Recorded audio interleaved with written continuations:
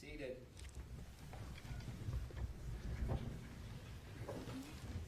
Ladies and gentlemen of the jury, welcome back and good morning. Appreciate you showing up once again.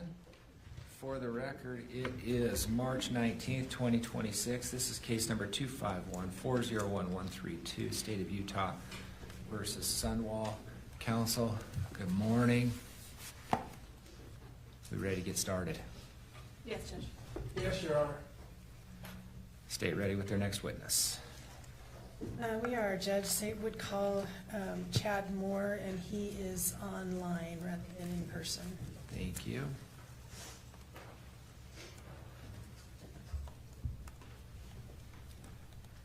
Chad Moore, good morning. Can you get your video working?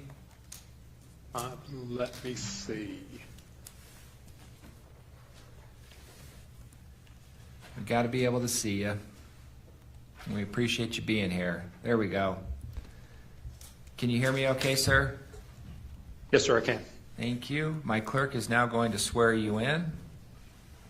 Mr. Moore, please raise your right hand. You do solemnly swear the testimony you shall give in the case now before the court will be the truth, the whole truth, and nothing but the truth, so help you God. I do. Thank you. Thank you. And Judge, would you still like me at the podium, or I am okay here? Wherever you're comfortable. I'll stay seated then. Thank you very much. Good morning, sir. Would you tell us your name, please? My name is, excuse me, my name is Chad Moore. And just for the record, how do you spell your last name? M-O-O-R-E. What is your occupation? I am a forensic examiner in the chemistry unit at the FBI laboratory in Quantico, Virginia. Is that where you are appearing from today, Virginia? Yes, I am. Okay, thank you for being here. And what does I'm sorry, tell me the title again, forensic examiner? Yes, forensic examiner. What does a forensic examiner do? A forensic examiner at the FBI laboratory receives evidence submitted to the laboratory for examination.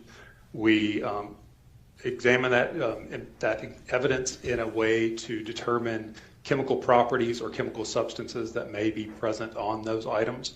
We issue reports related to those examinations, and then we provide those reports back to the contributor of the evidence, and then provide testimony to the reports as needed. Are the pieces of or items that are submitted to you for testing purely from law enforcement, or do you receive items from other people or locations or agencies? All of the items submitted to the FBI laboratory are related to law enforcement and then are submitted by either local law enforcement or federal law enforcement, as well as some international law enforcement. Okay. What is the educational background? Well, what is your educational background that has led you to that position that you have?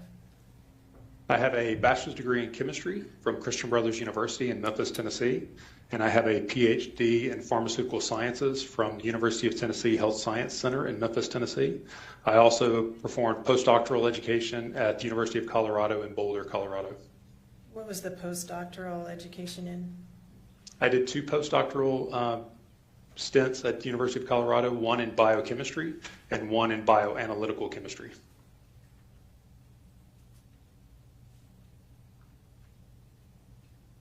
And tell us a little bit about your employment history after obtaining those degrees and educational background. After working at the University of Colorado, I started my career at a diagnostic company in San Diego. The diagnostic company was a company called Quidel Corporation. They manufactured point-of-care diagnostics for doctors' offices and hospitals. I was a manager of research and development in that role. And then I took a role at the FBI laboratory, working first in a group designated for the identification and analysis of weapons of mass destruction, particularly chemical weapons in my case. And then I moved approximately 11 years ago into the chemistry unit, where I've been since. And when did you do the weapons of mass destruction work with the FBI? We moved here in 2010, so from 2010 to 2014, approximately. And so is it fair to say you have been with the FBI laboratory since 2010 then, Yes, it is. up until today? Yes, it is. All right. Are there any certifications or professional licenses that are required for your position? There are no professional licenses required for my position. However, I did go through a training program with the chemistry unit to learn the technical procedures as well as to learn how to handle evidence, store evidence, analyze the evidence according to the technical procedures, write reports, and learn how to provide testimony to those reports. And is that training program done by the FBI Yes, it is. in addition to all of your educational background? Yes, Is that correct. accurate? Okay. How long was that training program? It was approximately a year and a half. Do you have any ongoing educational requirements to maintain your position? Yes, the FBI requires that we perform a certain number of continuing education hours every year. We are required to perform up to, I believe, 16 continuing education hours per year in the unit.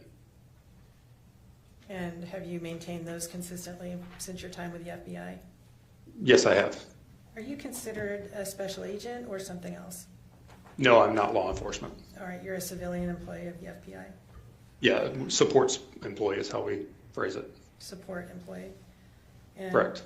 So what do people call you? Is it Mr. Moore, Dr. Moore, hey you Moore?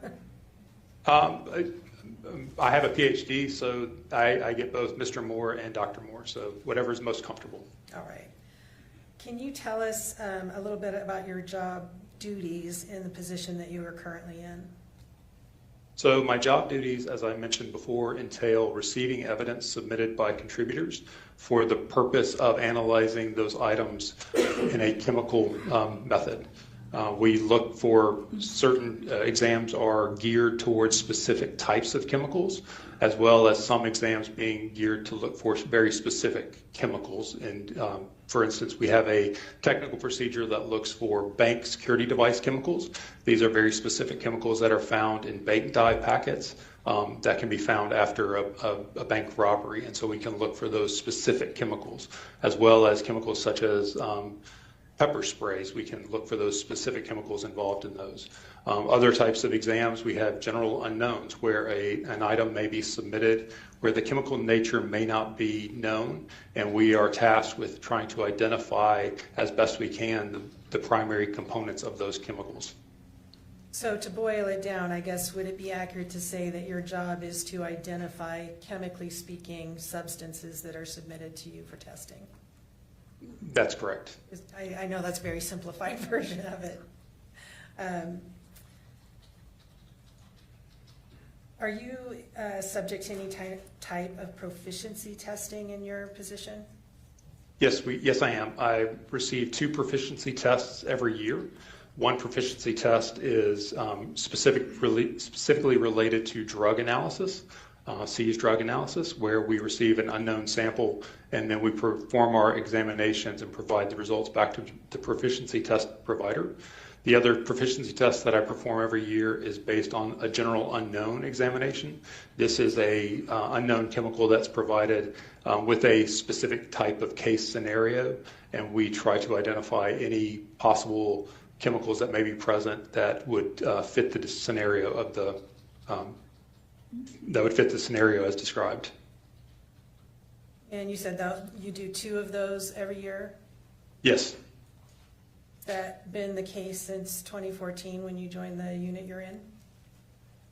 We originally only had the seized drug, and then we had an internal proficiency test. Our general unknown proficiency test is now an external proficiency test, but yes, it has been that way since 2014. All right. Why would evidence be submitted to your lab for testing rather than to a state or local crime lab? Different reasons. One reason is a relationship with the laboratory. Federal agencies will like to submit items to our laboratory for testing. Another reason is that some of the techniques that we have in place are not supported at the state labs. When you say not supported, do you mean, what do you mean by that? Either the state laboratory doesn't have the equipment, knowledge, or expertise to perform it, or they don't have a technical procedure that they are willing to utilize for that type of sample. All right. Is the laboratory itself accredited in some way? Yes, it is. What's the accreditation? Are you aware of that? We are accredited by ANAB, I forget the acronym, the standing for the acronym. Is what's But we required? Oh, sorry, go ahead. No, but we are accredited by ANAB as a testing laboratory. All right, and that's a national organization Yes, it is. for quality control of laboratory testing? Yes, it is. And is the work that you do reviewed? Yes, it is. All the work in the chemistry unit is reviewed both technically and administratively. So the work that I produce, the report that I write, is submitted to another examiner that is qualified to perform the same technique. That examiner then goes through my data and my report to ensure that the report is supported by the data that I'm providing. And then he provides any changes or feedback that needs to be performed on the case, including additional work if necessary. And then after that technical review, the data and the report are submitted for administrative review to ensure that the quality standards of the laboratory are met within the case packet. Is part of your role to also perform those types of reviews for other analysts? Yes, it is. If a law enforcement officer wants a FBI analysis of something, of a piece of evidence, how do they go about doing that? So submissions can come from law enforcement by writing a letter to the FBI laboratory requesting the examinations. The letters include a brief scenario of the case that's being investigated, as well as the items of evidence that are being submitted. The letter is then submitted on official letterhead or stationery. Otherwise, the local law enforcement can proceed through the FBI field offices, and the FBI field office can help submit the evidence into the laboratory. Once a request is made such as that, how is it determined where it will go or who will be doing the analysis? So evidence is received at the FBI laboratory by our evidence management unit. When the evidence is received, the evidence is inventoried, or it's given a the case itself is given an FBI laboratory number, and then that FBI laboratory number travels with all of the items of evidence, as well as the evidence may be broken down and inventoried depending on the type of case that it is. The evidence management unit, after reading the incoming communication and the request for examinations, determines what types of exams are most appropriate. They will often reach back to the contributor and ask if additional exams that weren't requested initially in the letter, if those exams were necessary or requested. And then after determining how many exams and what units the evidence should travel to, the evidence management unit creates an examination plan. That examination plan details which items of evidence should travel to which units and for what examinations. And at that point, is it then assigned to somebody such as yourself? So at that point, the evidence, when it's ready to come to the chemistry unit, it's placed into a drop-off locker, a locker that is accessible by all of the examiners within our unit. We then have a computer system that lets us know what cases are available. And as the cases are available, we are assigned as the examiner for those cases. We will then go to the drop-off locker, retrieve that evidence, and then we can store that evidence in a designated locker that we have access to only. All right. When you receive evidence for testing, do you also receive any background about the case, any police reports or anything else? We do sometimes receive police reports. We also sometimes receive toxicology reports. That helps us to determine the best approach of examining the evidence, and especially looking for specific types or specific chemicals. And did you receive items for testing in a case involving Meggan Sundwall? I did.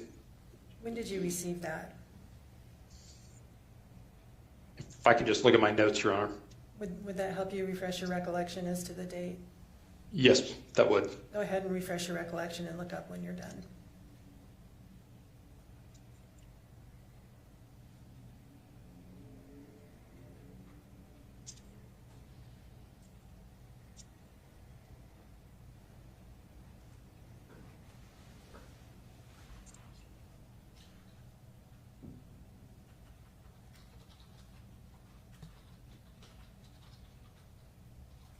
So I received the evidence on May 28th, 2025.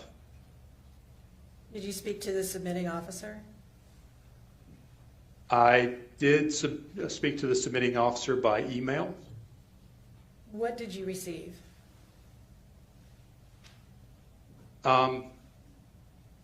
Originally, I received one container, and within that container, I received items of evidence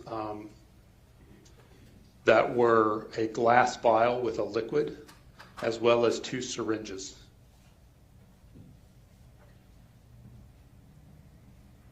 What was requested of you to do with those 3 items? I was asked to examine those items for the presence of insulin.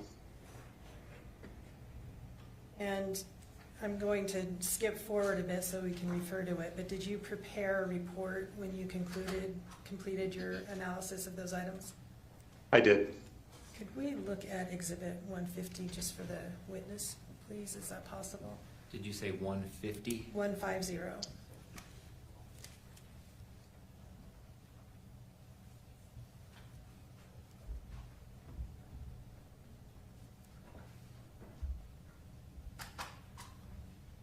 Okay, do you see that item before you? I do. Do you recognize that? I do. What is it? So this entire packet is a case packet that I prepared for discovery that includes all of my notes as well as a laboratory report, which you're showing me right now. This laboratory report was submitted to Detective Farney regarding my results of examination. Okay. And the date of the report was August 26, 2025? Yes, it was. That'd be roughly a month after you received the items for testing. I received the items in May. Sorry, that's a little brain blip of mine. So that would be 3 months. Correct. All right. And you mentioned you received a vial and 2 syringes that you were to test for the presence of insulin. Correct. Can you tell us, now we are looking at, oh, I'm sorry, can I ask to admit Exhibit 150, please? Mr. Williams? The entirety? Can I see what the exhibit, Can we scroll down? entire case file? I thought it was just the report. Well, I mean, I'm not sure I care, I just want to make sure what's going to be admitted into evidence. There's 114 pages. Oh, I just wanted the report.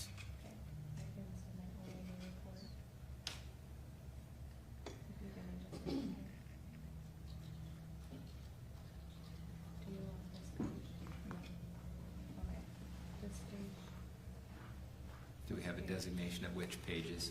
We are, it looks like it's a 2-page report. And that's what you're offering. Yes. Mr. Williams? Just to make sure I've got it, Judge, maybe I can make correct what I understand that to be. So, okay, I see 2 of 2 finished. No objection. Court received states Exhibit 150 with the specified pages. Wish to publish? Yes, please, thank you.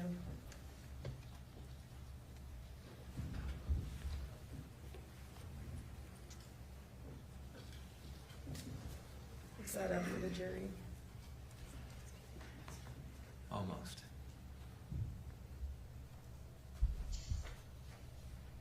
All right, it's up. Thank you. Doctor, Where you list in your report, down toward the bottom of that first page, the items that you tested with item numbers. Can you tell us a little bit about the item numbers? It has two, item 1, et cetera, down that first column, and then more description with additional item numbers. Can you tell us the difference between those? Yes, so the first column, the item 1, that designates the FBI laboratory item number. Okay. Those items are given to the items when they arrive in the evidence is inventory. The second column is a description of what that item actually is. And then the parenthetical item number is the item number that was given to the item when it was submitted by the contributor. The different items during inventory, the items can be broken down into additional items. So for instance, item 1 was originally received as a glass vial with a sealed glass vial with a liquid. So the vial itself, the glass vial, was then broken down into the original glass container as well as the liquid, and the septum was parsed out as another additional item called item 1-1, and that was for an additional examination by a different unit. All right, so in other words, the glass vial was broken into two separate components, the vial itself and the contents of the vial? 3 separate components, in fact. The vial itself, the contents of the vial, and then the seal that was sealing the contents within the vial. Right, gotcha, thank you. What about the 2 syringes? Did those have separate components that you broke out into different item numbers? So the syringe that was designated as item 3 by the contributor was listed as item 2 by the FBI laboratory, and the syringe that was labeled as item 1.1 was listed as item 3 in the FBI laboratory. And those item numbers are based on just the process of inventory and the timing of retrieving those from the original container. What does item 4, secondary evidence, refer to?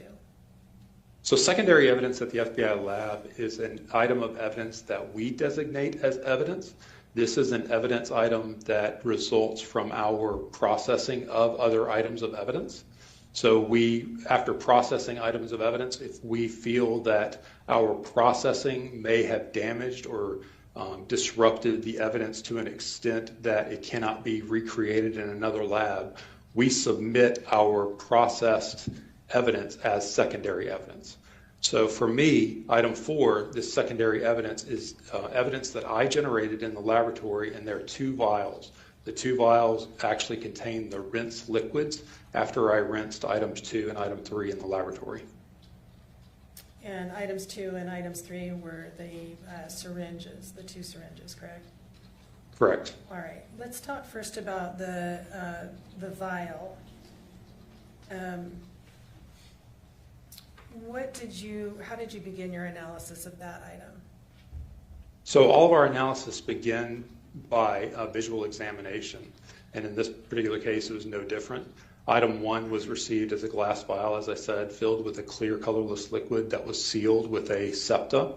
When I received that item, I examined it and noticed that the vial seemed very full. It did not appear to have liquid removed from that vial.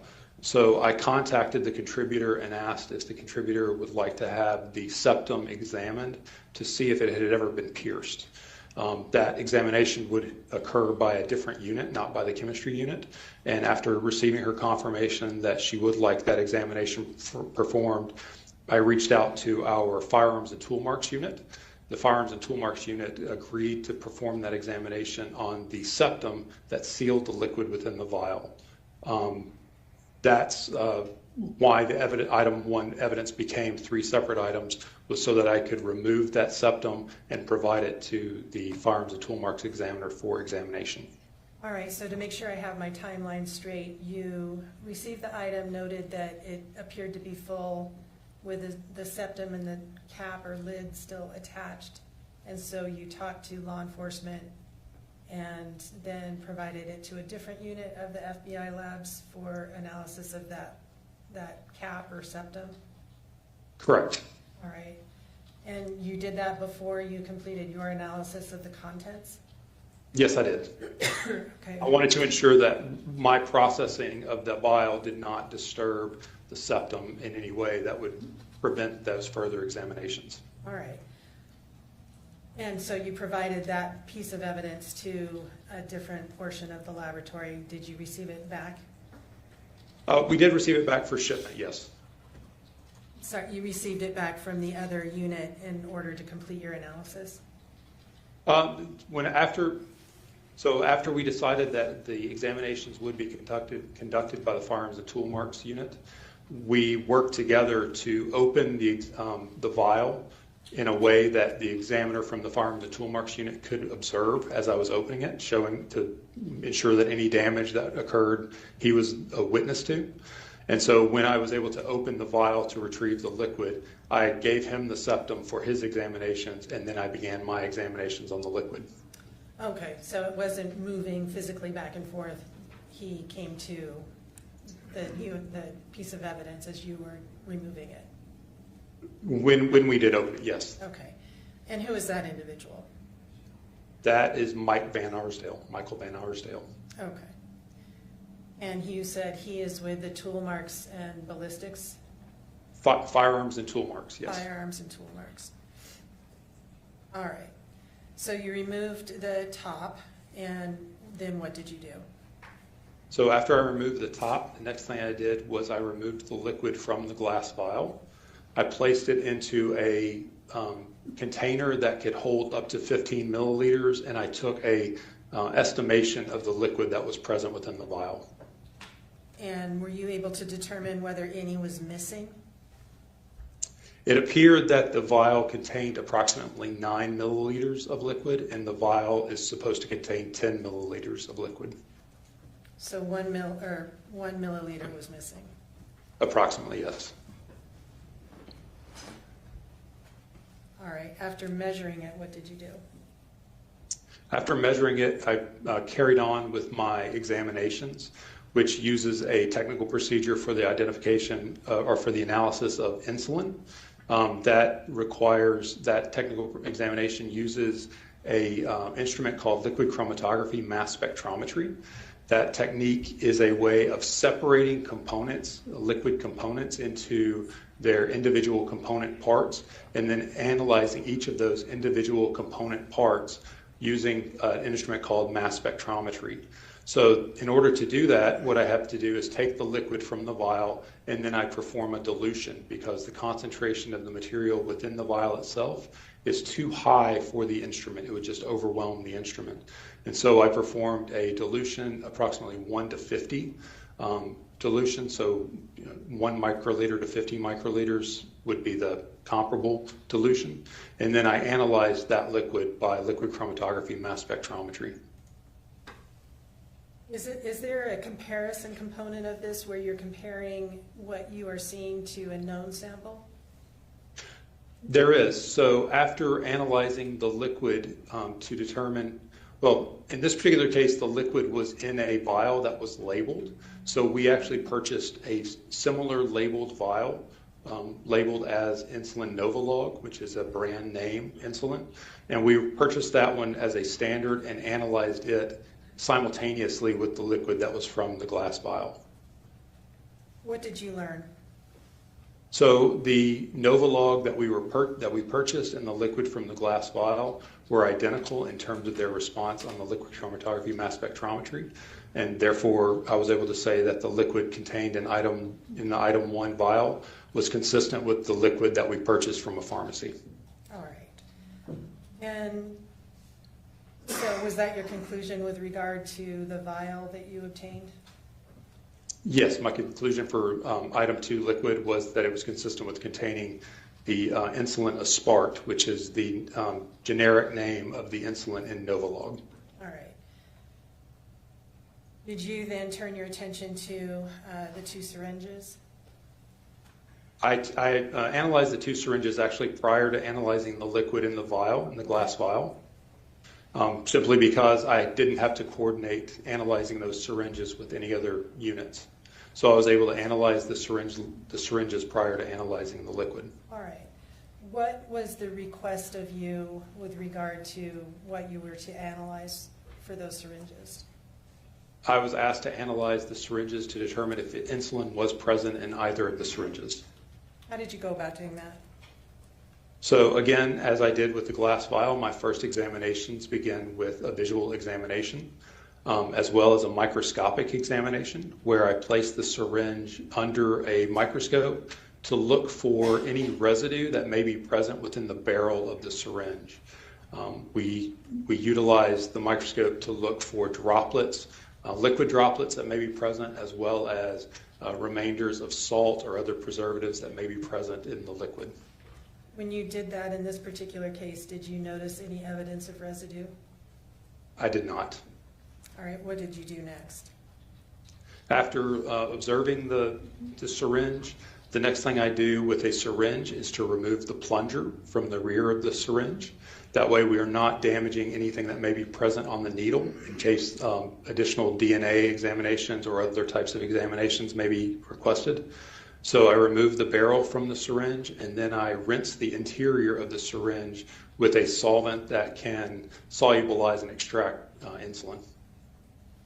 You had mentioned earlier that that item 4 was the rinses that you had used for these 2 syringes. That is correct. All right, and that's what you just referred to as what you used to basically fill up those syringes and dislodge anything that might be remaining in there? Yes. Okay, and then what did you do with that? And then I examined the rinses from the 2 syringes using the same technique of liquid chromatography and mass spectrometry. What did you learn from your item number 2? From item number 2, I did not identify insulin, and I did not see any indication of protein solution within item 2. What about item 3? Same result. I did not see any indication of insulin or any protein material within item 3. What was your conclusion from what you observed and tested? My conclusion was that insulin was not identified within either of those items.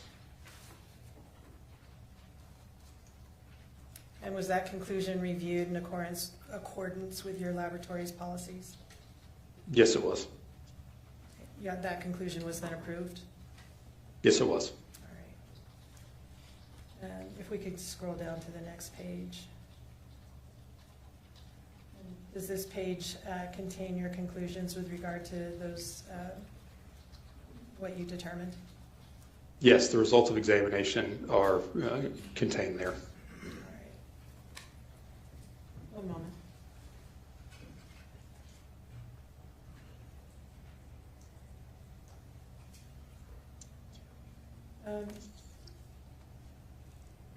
Dr. Moore, if there had ever been insulin inside that syringe, would you have expected to see some residue or remnant of it having been there? I would have expected to see that, yes. And that's the case with both syringes? If it had been present, yes. Thank you. No more questions. Mr. Williams? Thank you, Dr. Moore. Can you hear me okay? I can, thank you.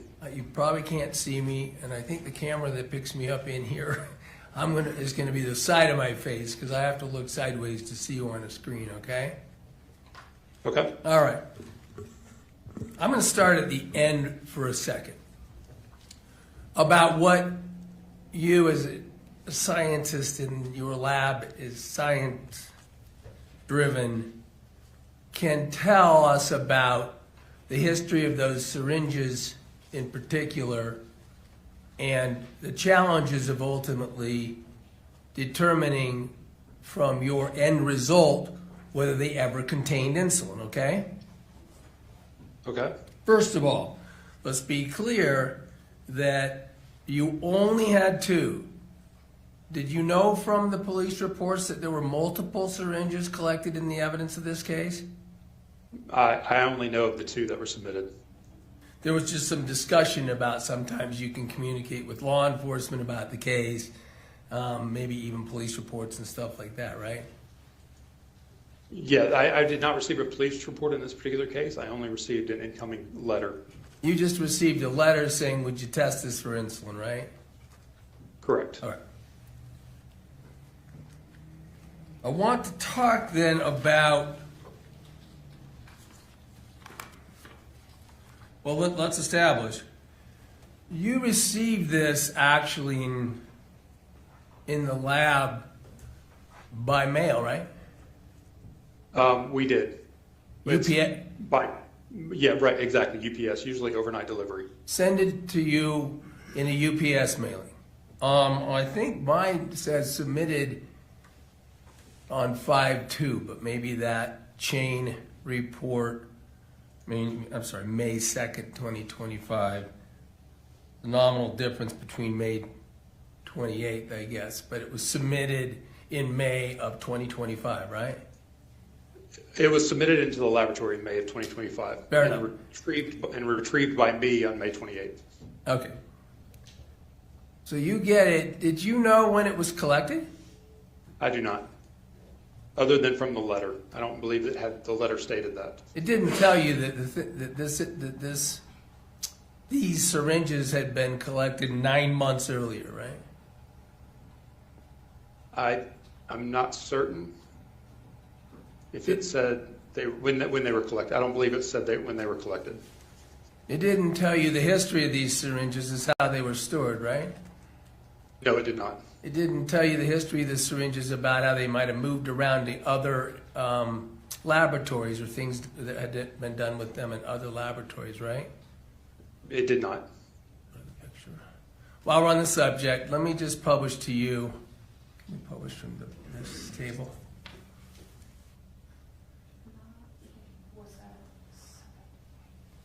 Oh, sorry, you're not up there. I'll get to it. Do you have, do you still have the ability to publish that 114 pages? Yeah. Okay. Can you publish that? Ultimately, Doctor, I think from in here in the courtroom, the jury ultimately would just get your pages of your report. But what page is that on? I'm going to scroll you down to a section of the full file because it contains photographs that are taken in relation to the work you do, right?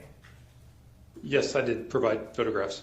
What you do is when the evidence comes into you, you photograph it in the condition that it is received from the packaging, right? Often, yes. I'm going to page 11. Can you see? I'm showing you page 11 of your file. Can you see I that? can see that. Yes, I do. Sorry to interrupt you. These video sessions can be difficult to know, and I apologize right in advance if I end up interrupting you, okay?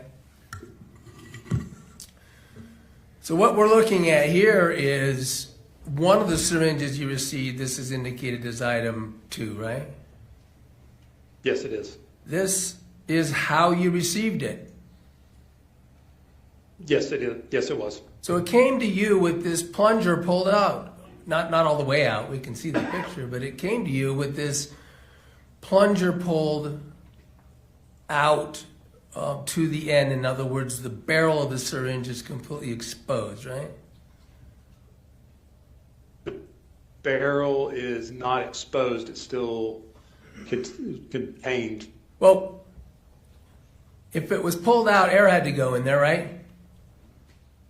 True, air would be in there. I know that from trying to get laundry detergent out of something. You got to put air into the container to get it to look like that. So when you drew that out, the cap would have had to be off, right? No, the plunger, the cap is not a airtight seal. The air had to go in there. Let's put it that way.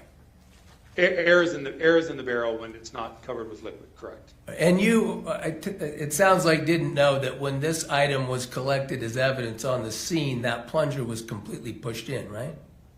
I had no knowledge of that.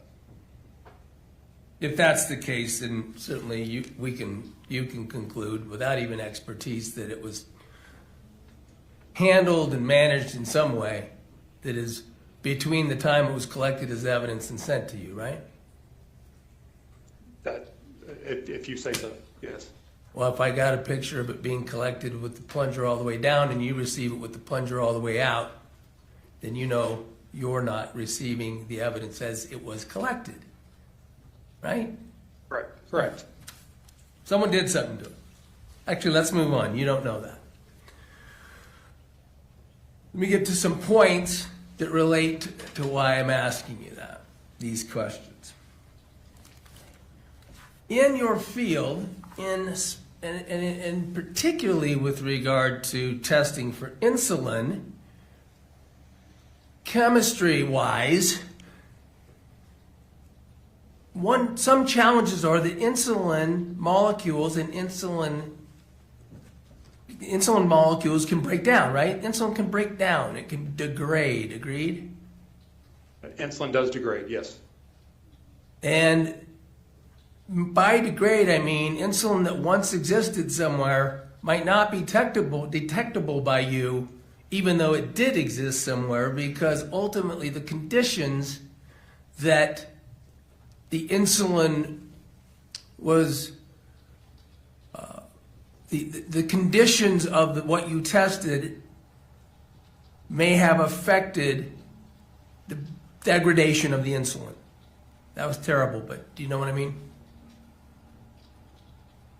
Insulin does degrade based on the conditions of storage as well as a number of other factors, heat, light, etc.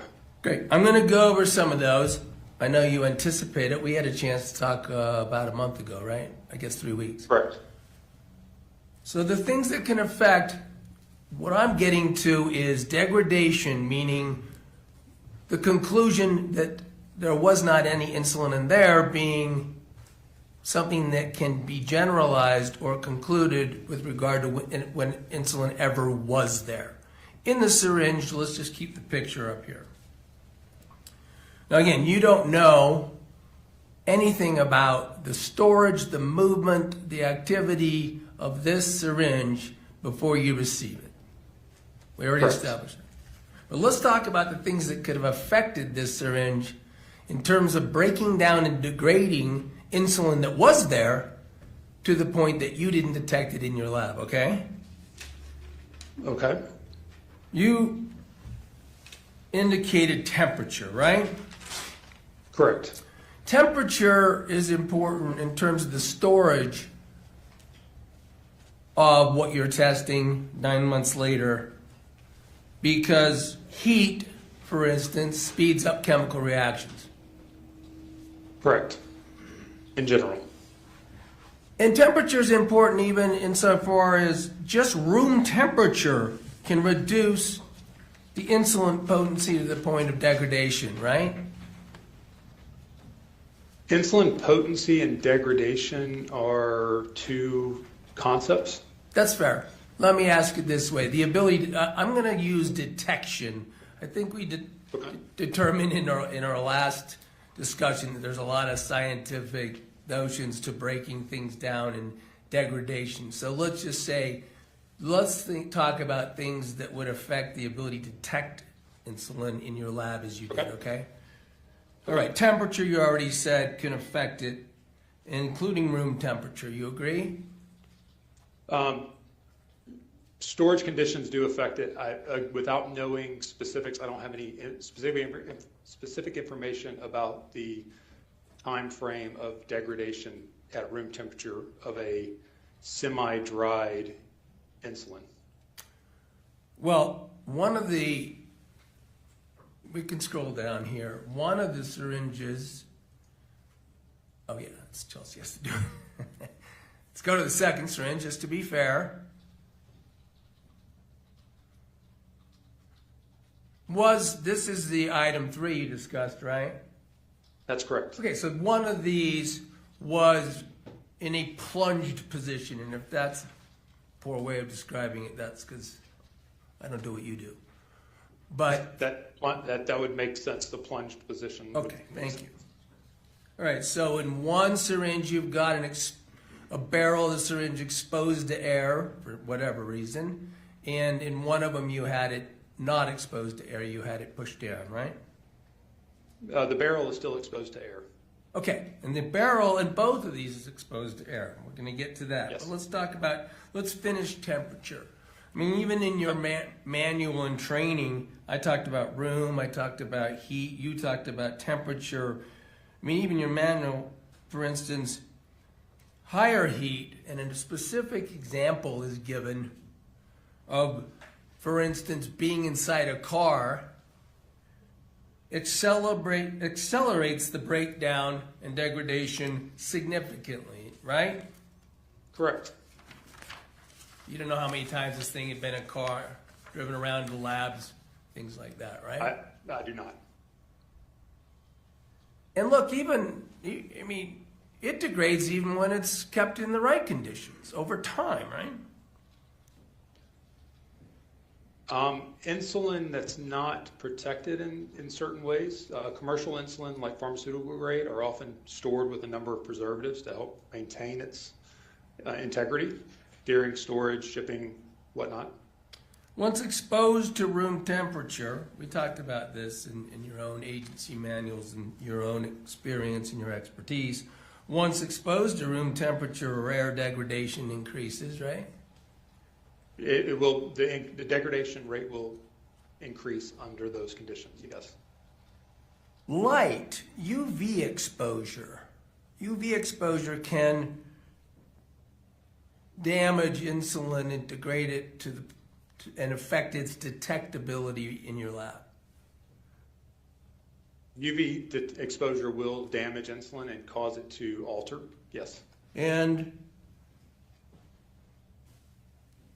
just to be clear, UV light comes from the lights that we have inside our rooms, right? It can, depending on the type of light bulbs. Regular light bulbs how about incandescent lights? I'm not an expert on the types of lights that generate and the amount of UV that's being generated. Okay, fair enough. We just know that various kinds of lights, even that we have indoors, have UV in them, right? Have the potential, correct, yes.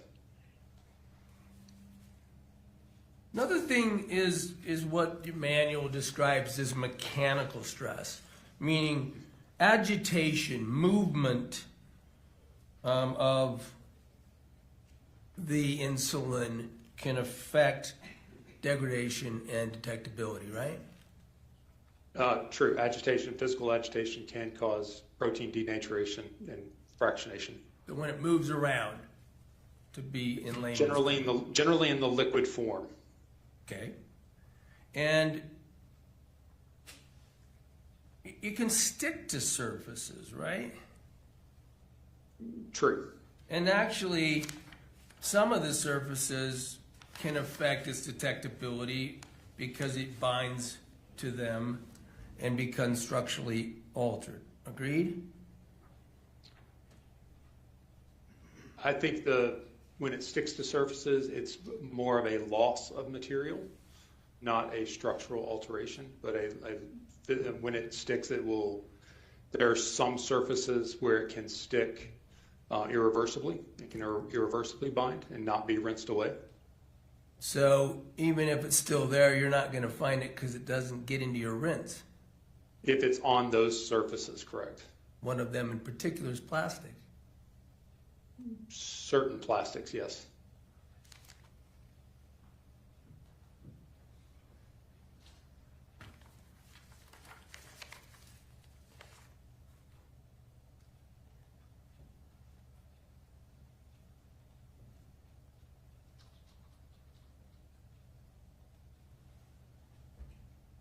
Nothing further. Thank you, Dr. Moore. Redirect from the state. Very briefly, Judge, thank you. Mr. Williams just asked you about the position of the plungers in the two syringes that you took a look at. You don't know one way or the other whether those were extended or depressed by other crime lab analysis analysts, I should say, before you received those items, correct? Correct. All right, it could have been them, it could have been anybody, you just don't know. I had no knowledge of what happened to those syringes prior to arriving at the lab. All right, and Mr. Williams just asked you about types of plastic that affect the quality, I guess, of the remnant, and you said some plastics. What about syringe plastic? Syringe plastics, especially plastics that are designed for protein drugs like insulin, are typically less likely to bind proteins. What does that mean? Like less likely to bind? So as I said, certain plastics are prone to adhesion of proteins. So proteins will stick to those materials and then not release, so they become irreversibly bound. Medical grade plastics that are designed for protein injection, such as insulin, human growth hormone, even things like the GLP-1 inhibitors that are out on the market now, those types of proteins are packaged and utilize plastics that are less likely to absorb the protein onto their surface. Okay. And Mr. Williams just went through some examples or things that may potentially affect remnants in a syringe: time, storage conditions, temperature, light, movement. With consideration of those, and with your educational background, your years of experience, your knowledge of the capabilities of your testing equipment, are you confident in your conclusion that neither of those two syringes had contained insulin? I'm confident that my conclusion that they did not when we received them. That is correct. Okay, thank you. Let me clear this up. That they didn't have insulin when you received them because your testing didn't show that there was insulin when you received them, right? That's correct. You're not making any conclusion about whether they might have had insulin 9 months before that.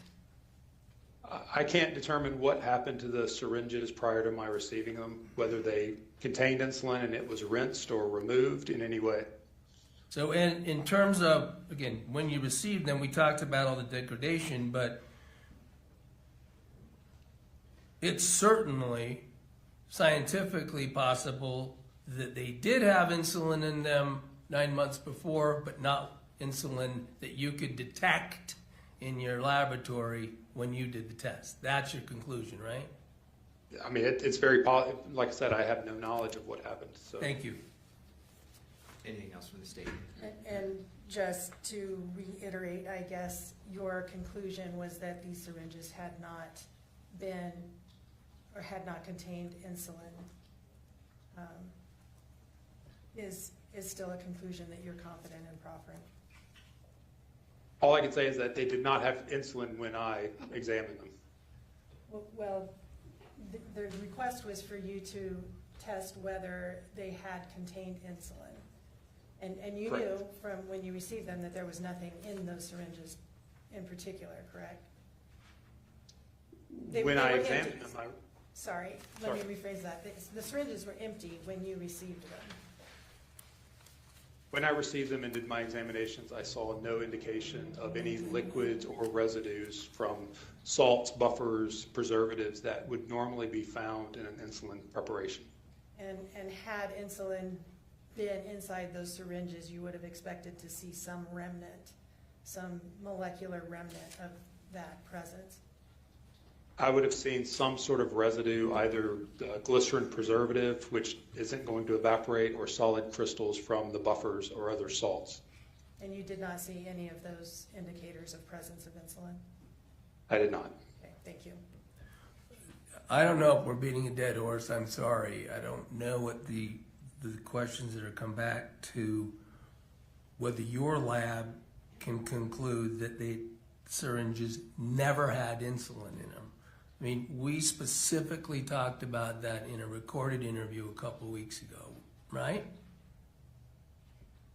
You remember that? Correct. I can't say that they've never had insulin in them, but I did not see any indication that insulin was present in them from as they were received without having been manipulated in some other way.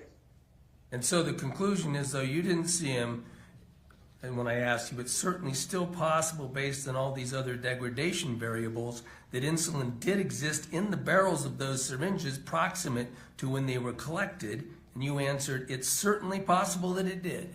You remember that? It is. It's certainly possible that they had insulin at some point, and that has now been removed. Thank you. Since I don't have any information on that. Thank you.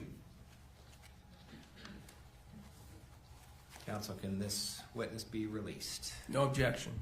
Appreciate your time, Doctor. Dr. Moore, Thank thanks you. thanks for being here. Try and have a good rest of your day. Thank you. I appreciate it. Are we ready with our next witness?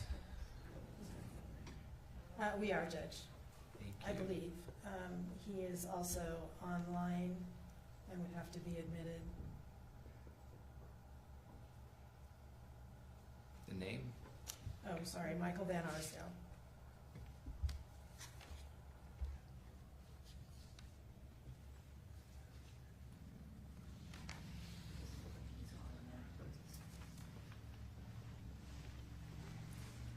Do you want to take a break and try and I'd let him know to log in. get your witness on? It would just be a few minutes, Judge, that would be fine. He's not on right now. He wasn't on yet.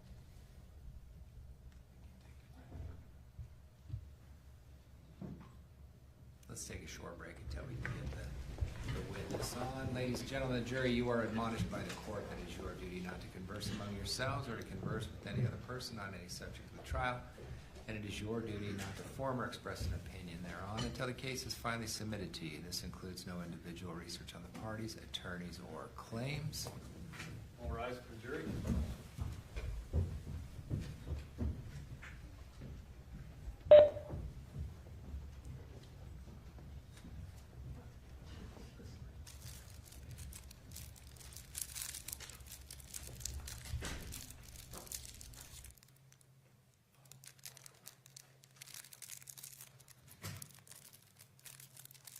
Please be seated. Let us know when they're ready.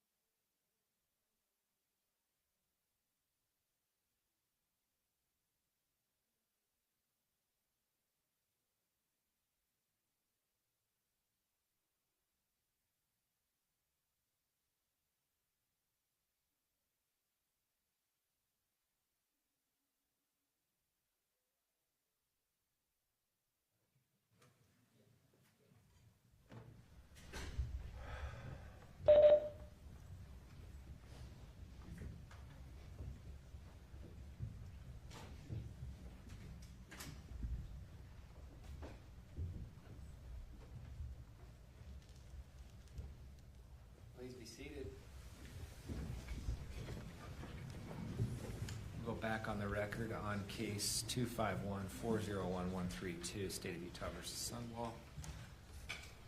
Stay ready with your next witness. We are, Judge State would call Michael Van Arsdale.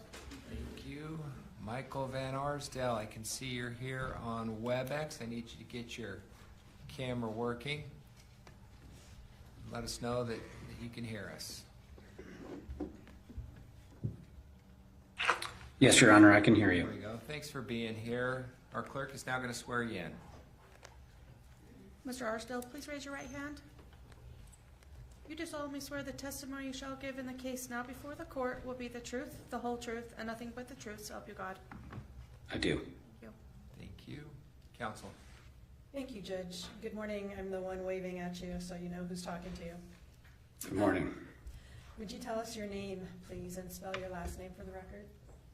My name is Michael Van Arsdale. Last name is spelled V-A-N-A-R-S-D-A-L-E. What is your occupation, sir? I'm a physical scientist, forensic examiner.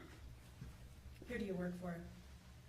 I work for the Federal Bureau of Investigation, specifically assigned to the Firearms Tool Marks Unit at the FBI lab in Quantico, Virginia. Is that where you are appearing to us from today? I'm in Virginia today, but I am not currently at the lab now. All right. In Virginia, though, not Utah. Yes, I am.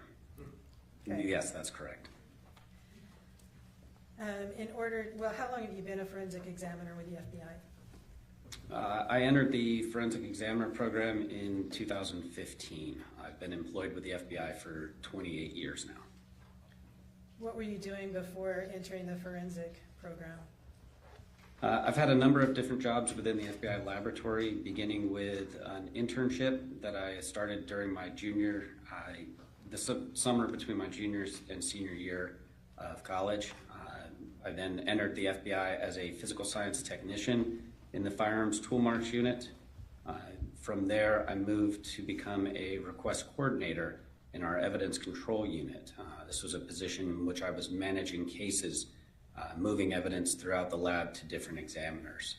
I was promoted to a supervisor in that position, and subsequently transitioned to the Evidence Program Manager position in the FBI laboratory for a short period of time before I transitioned back to the Firearms Unit to become an examiner. All right, and you have been an examiner, you said, since 2015? That is correct. All right.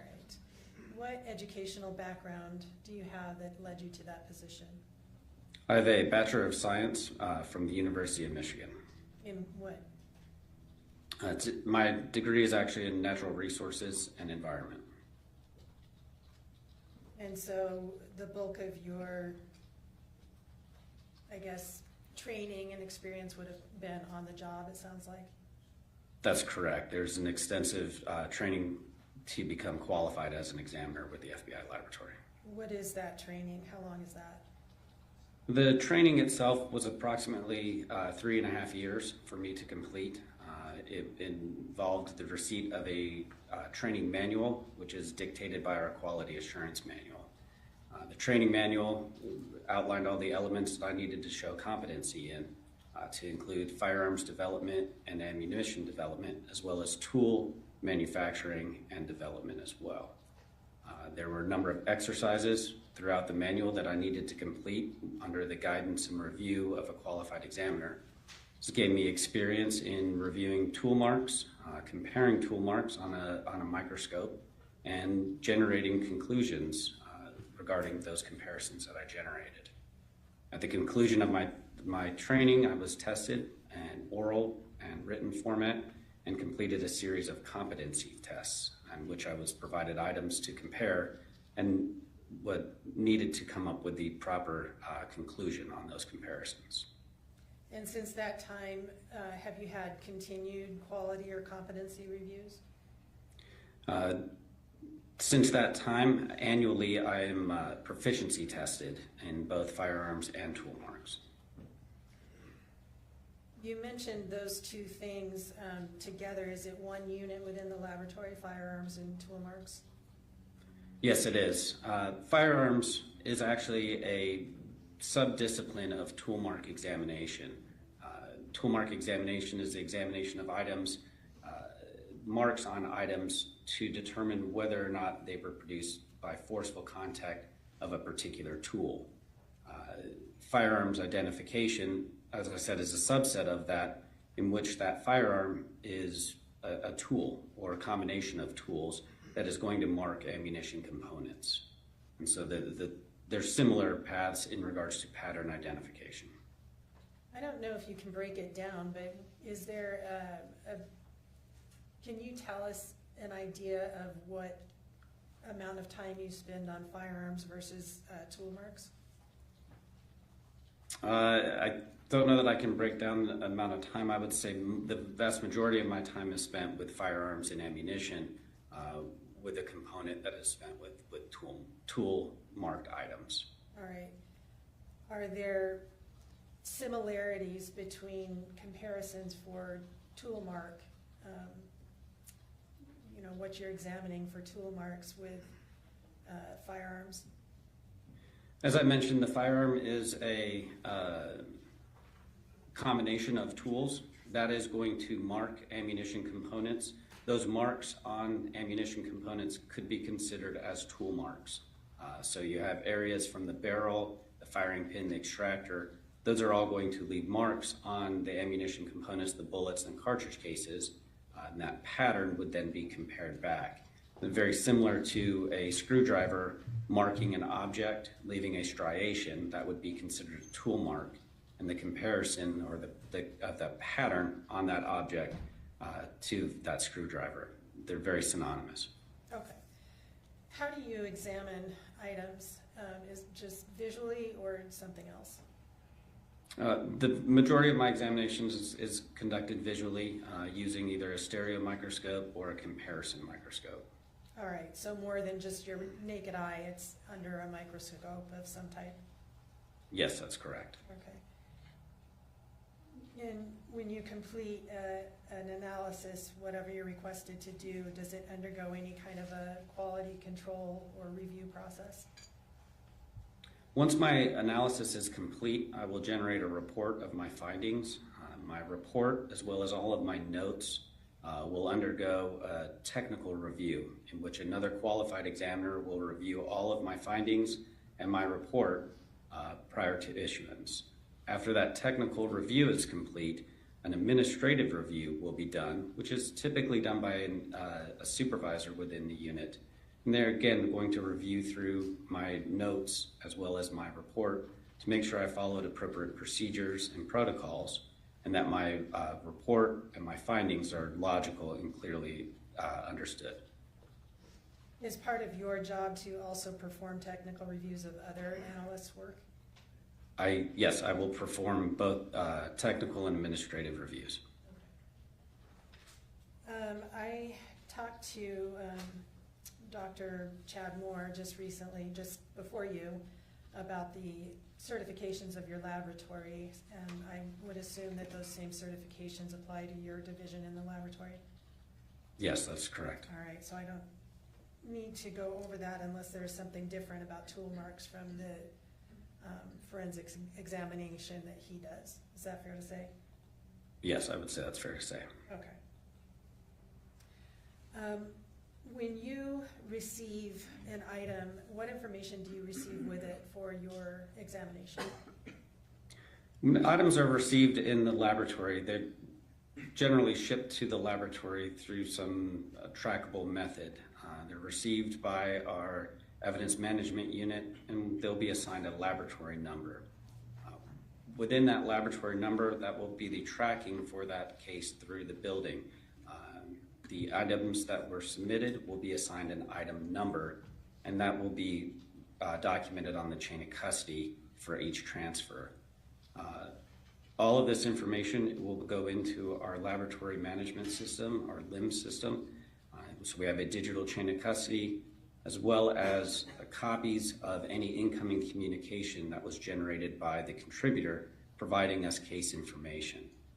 So I will have that item, I will have a description, of the item that was submitted along with the item number that was assigned in our evidence management unit or the unit that conducted inventory. And then a brief synopsis of the case within that management system. Okay. As I understand it from talking to Dr. Moore, you were essentially brought into this particular case by him. Is that accurate? That is my understanding as well, yes. Like, tell us what happened to get your involvement here. My understanding was that Dr. Moore had contacted the contributor, and a subsequent request beyond chemical analysis request was to determine if a portion of a vial had been punctured or marked with any kind of tool marks. Okay. How did you begin that particular analysis? That analysis began by me actually receiving a vial of insulin from Dr. Moore. What did you do with it? At that point, the vial was closed. It had a cap present on top of it. My first job was to look at this cap, look at the insulin to see if there are any marks on the cap portion, the metal cap, that indicated that there was any entry other than the rubber stopper that was on top of the vial. Let me jump ahead a little bit because I'd like to refer to your report. Let me show you what's been marked as Exhibit 149.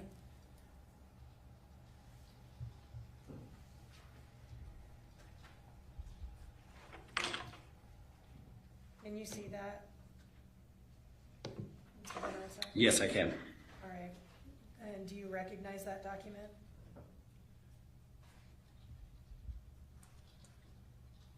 Yes, I do. What is it? That is a copy of the report that I generated regarding this case. All right, could we go down one page?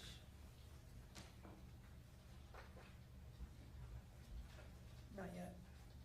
Read the signature.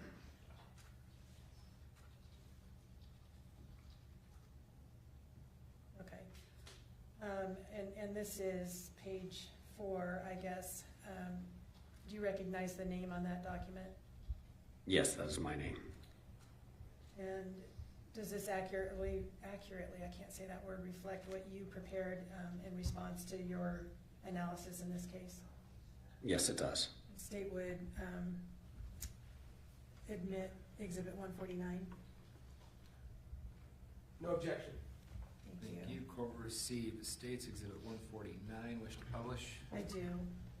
And I'm assuming that's similarly just the conclusory report.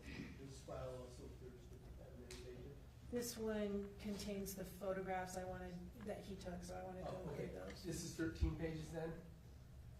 Yes. No. Yes, 13 pages. Thank you. Just verifying that. Yep, 13, okay. Can we go down to the first set of photographs?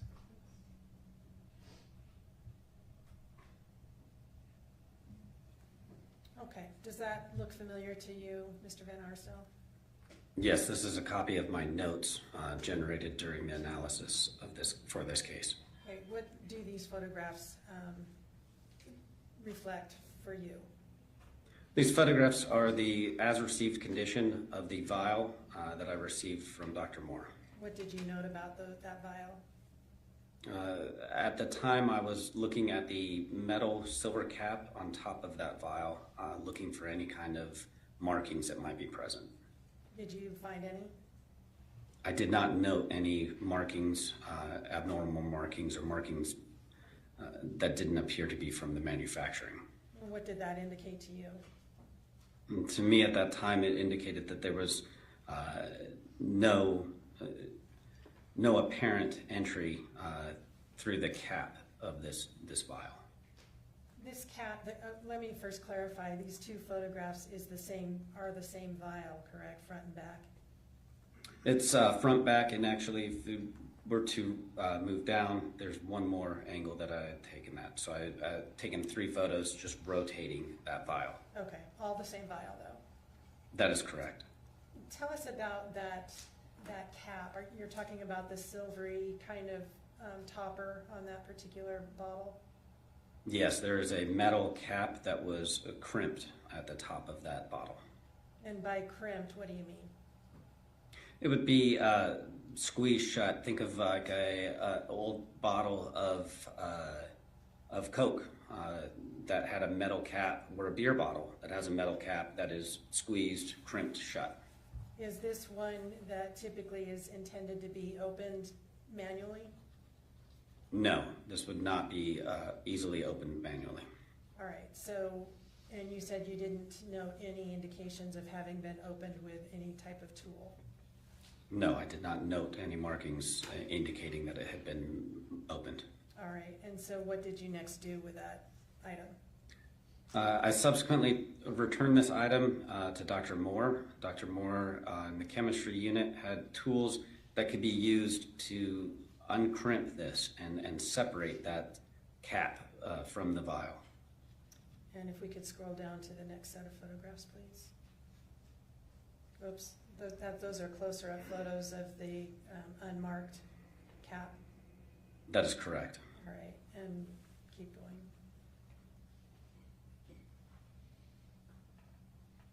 Okay, stop, wait, go back. What does this photograph reflect to you? This is the top of the vial with the cap present on it. In the center of that cap is what's called a septum, which is a rubbery silicone material that was part of the design of the vial and the cap. All right, and this is before anything was removed? That is correct. All right, if we can continue scrolling down.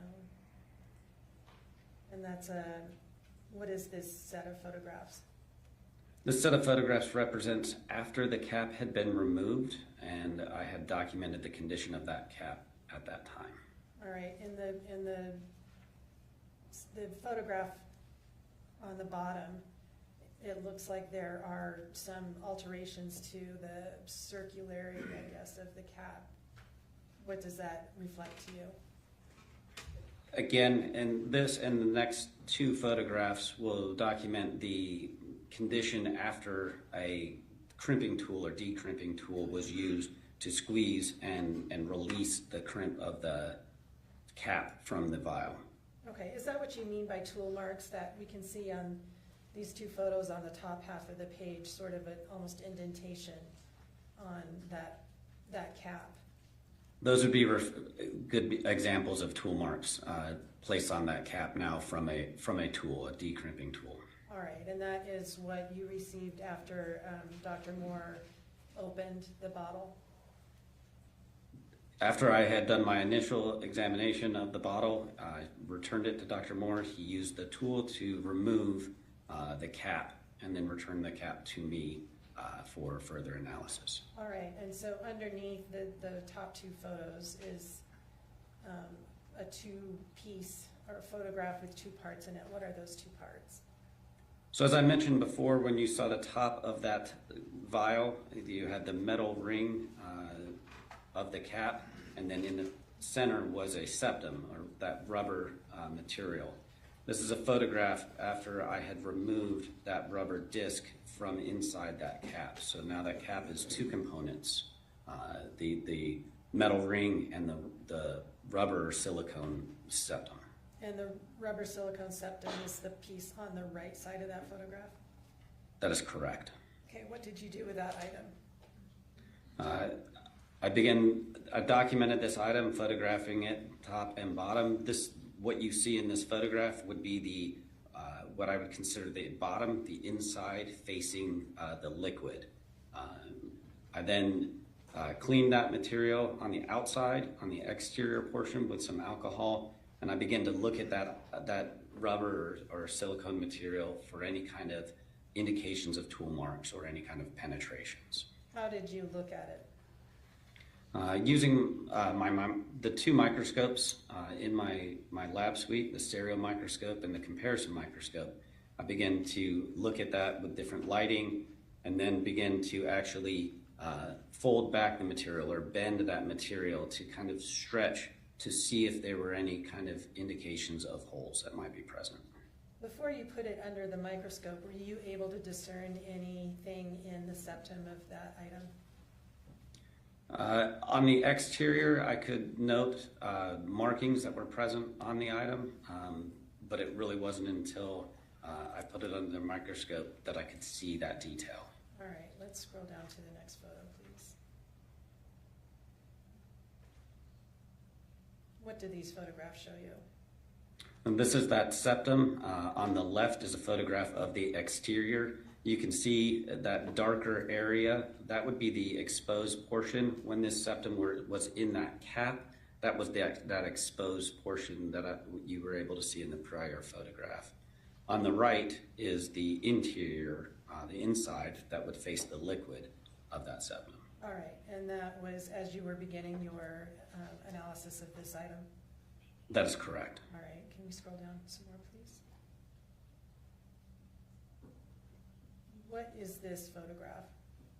This is a photograph of the interior side of that septum, and this is using my comparison microscope. I had taken that disc, that rubbery disc, and bent it back so that the two sides were nearly touching, and then looked along the middle portion of that. And what did you find?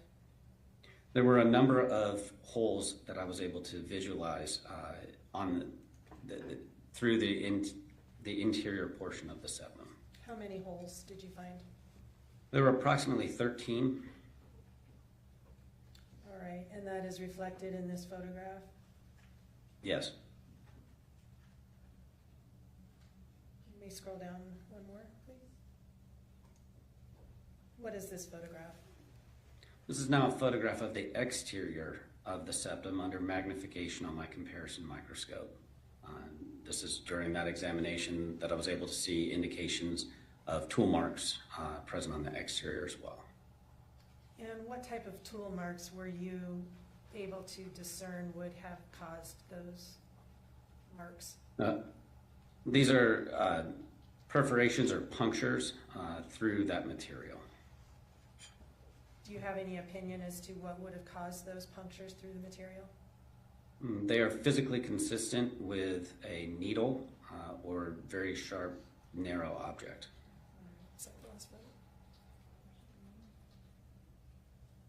Here is one more photograph. What is that? This is lighting of that septum from the exterior, and I could see, lighting it this way, channels from where an object like a needle had penetrated through the septum. What does that mean to you? Again, this is indicative that it's physically consistent with a very narrow object like a needle. Right. Could I show you Defense Exhibit J on your screen? Do you see in that, can you see that, sir? Yes, I can. All right, on the second shelf, there is a plastic syringe type object. Can you see that? Yes, I can. Can we zoom in on that a little bit? Is that possible?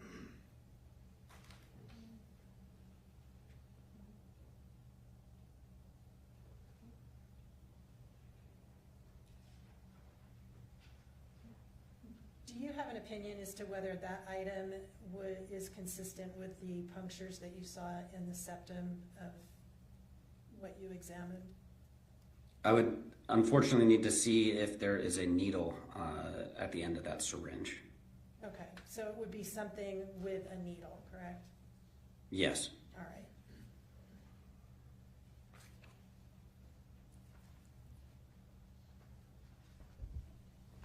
You said there were 13 puncture marks that you observed. Does that mean that it had been accessed, I guess? The bottle had been accessed 13 times? At least 13 times. There may be more. If those marks, if a needle had penetrated through one or more of those holes multiple times, then I wouldn't be able to tell you the total number. Okay, so if it went through, it didn't make a new hole. Is that?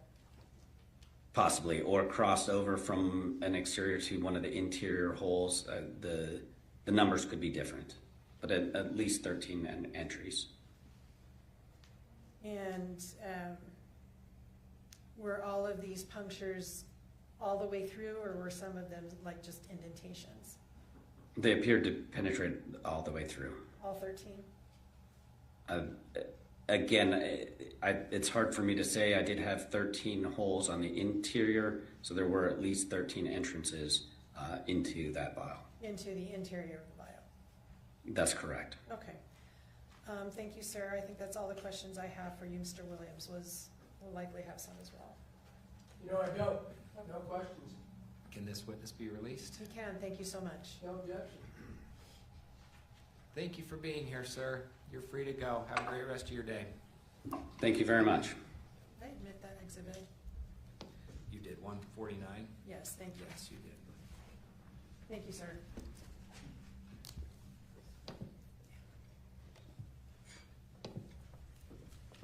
Stay ready with your next witness. We are. The state calls Dr. Kelsey DeSalvo.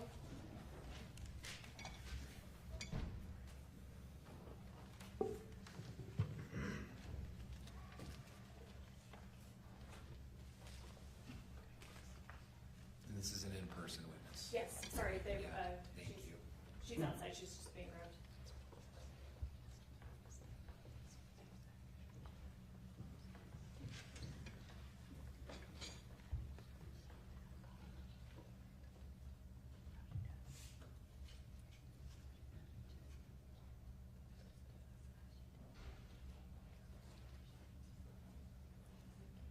Please come forward up here near the clerk and we'll get you sworn in.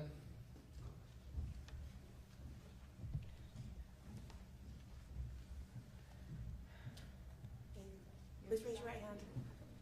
You do solemnly swear the testimony you shall give in the case now before the court will be the truth, the whole truth, and nothing but the truth, so help you God. Come on up here and have a seat.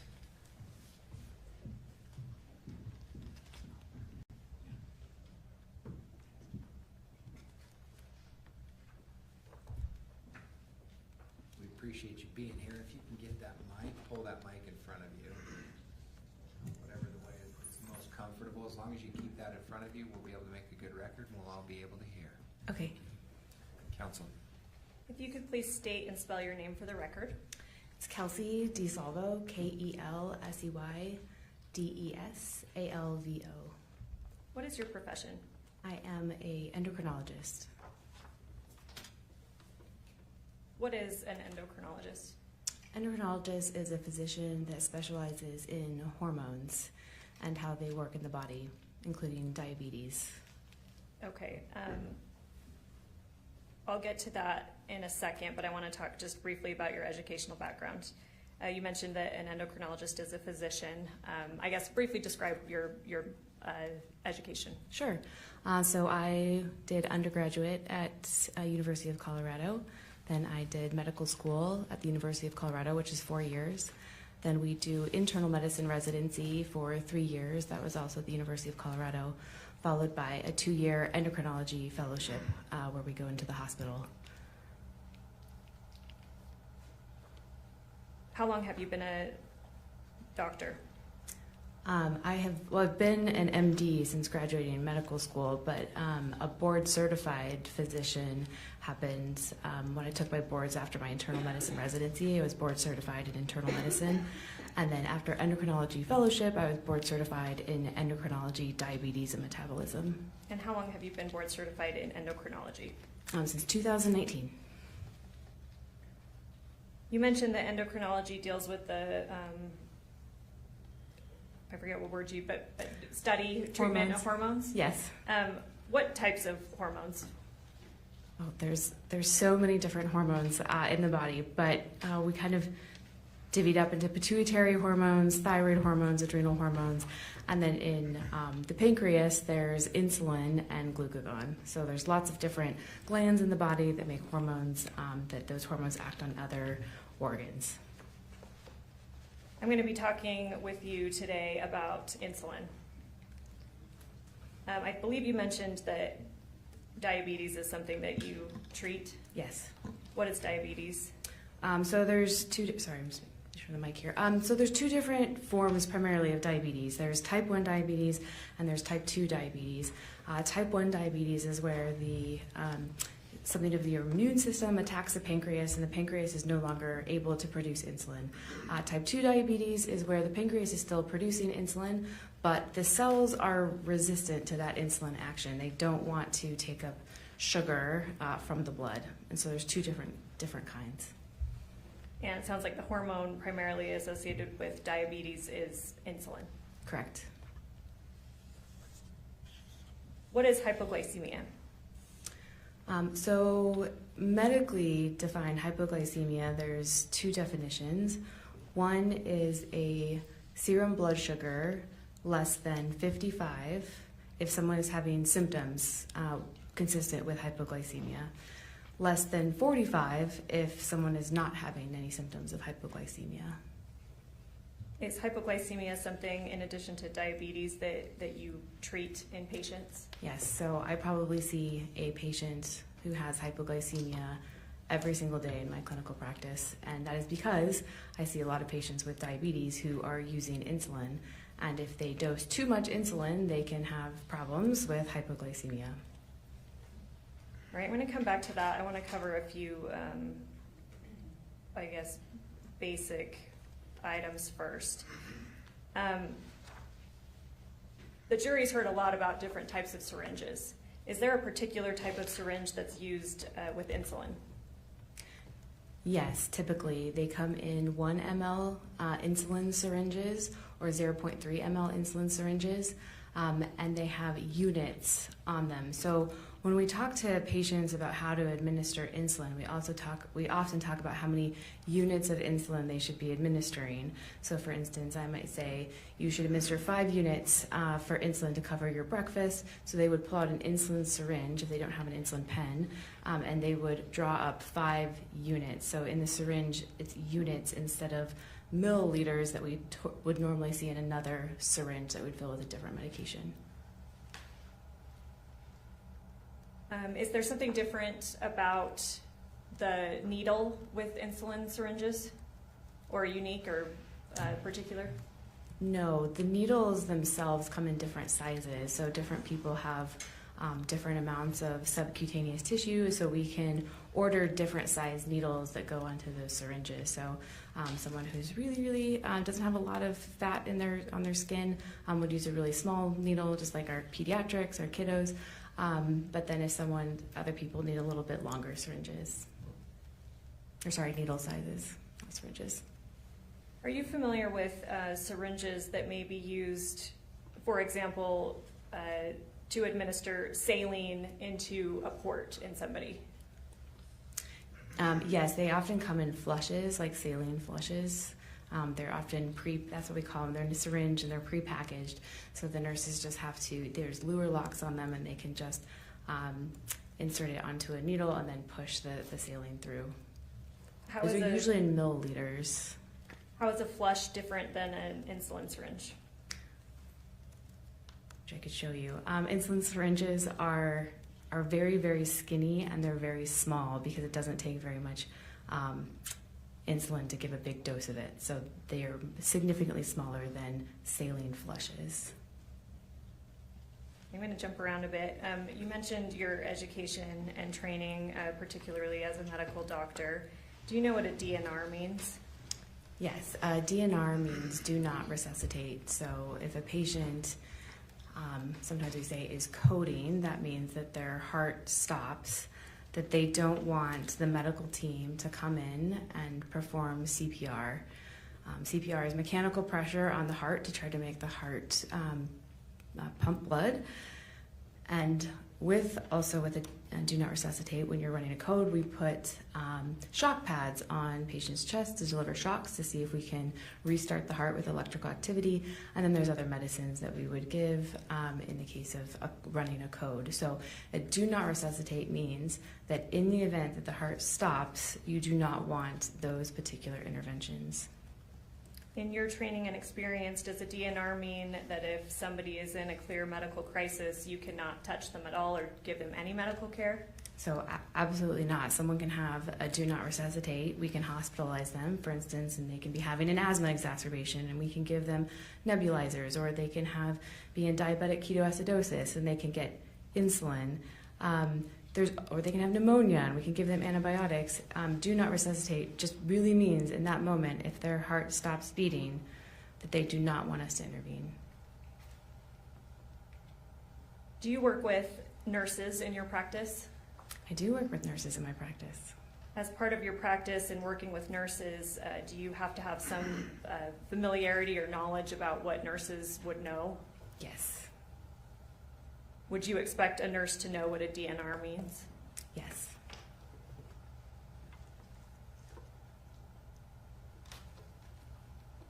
You said you work with hypoglycemic patients at least every day. Is that fair to your Yes. testimony? Yes. Do you test blood sugar often in your line of work? Yes, so most of my patients have continuous glucose monitors, which are little sensors that sit under the skin, and they will measure blood sugars every 5 minutes. So that is typically how I'm looking at blood sugars, is from these sensors that patients are wearing every single day, and we get these downloads. Now, some patients don't want to wear a continuous glucose monitor, and so they will prick their finger using a standard glucose meter, which is where they use a lancet and they get a little drop of blood, and then there's a meter that has a testing strip, and the blood you put it onto the testing strip and it goes into the meter, and the meter will read the amount of glucose inside that blood sample. So you've certainly done that type of testing with the pricking of the finger and using a glucometer. Yes. When you're doing that type of testing, do you wear gloves? Yes. Do nurses that work with you do that type of testing on patients? Yes. When they're doing that type of testing with pricking fingers, do they wear gloves? Yes. And why is that? Because you're dealing with someone else's bodily fluids, and there could potentially be infection risk. So you want to always make sure as a healthcare worker you're protecting yourself as well. So we recommend when you're dealing with someone else's bodily fluids that you wear gloves. We talked about your treatment of patients with diabetes and hypoglycemia. Have you ever dealt with patients with insulin overdoses? Yes.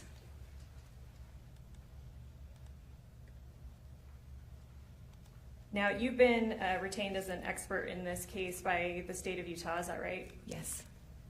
And you've reviewed certain items relevant to the case? Yes. What have you reviewed in this case?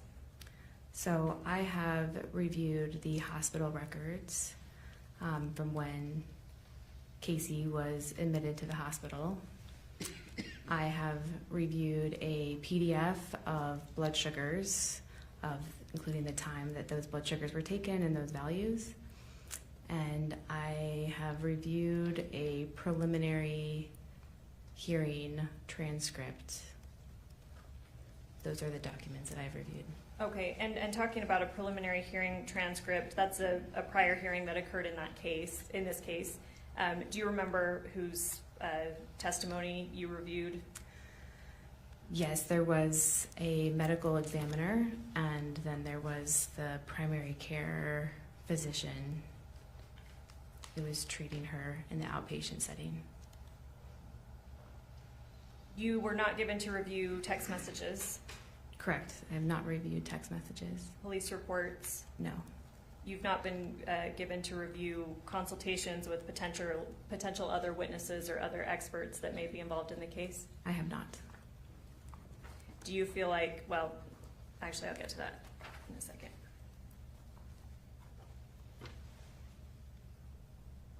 The jury has heard quite a bit from a bunch of different witnesses already about insulin, and so I'll try to keep this brief, and I know that you're the insulin expert, so as Objection as to characterizing who's what capacity at this trial.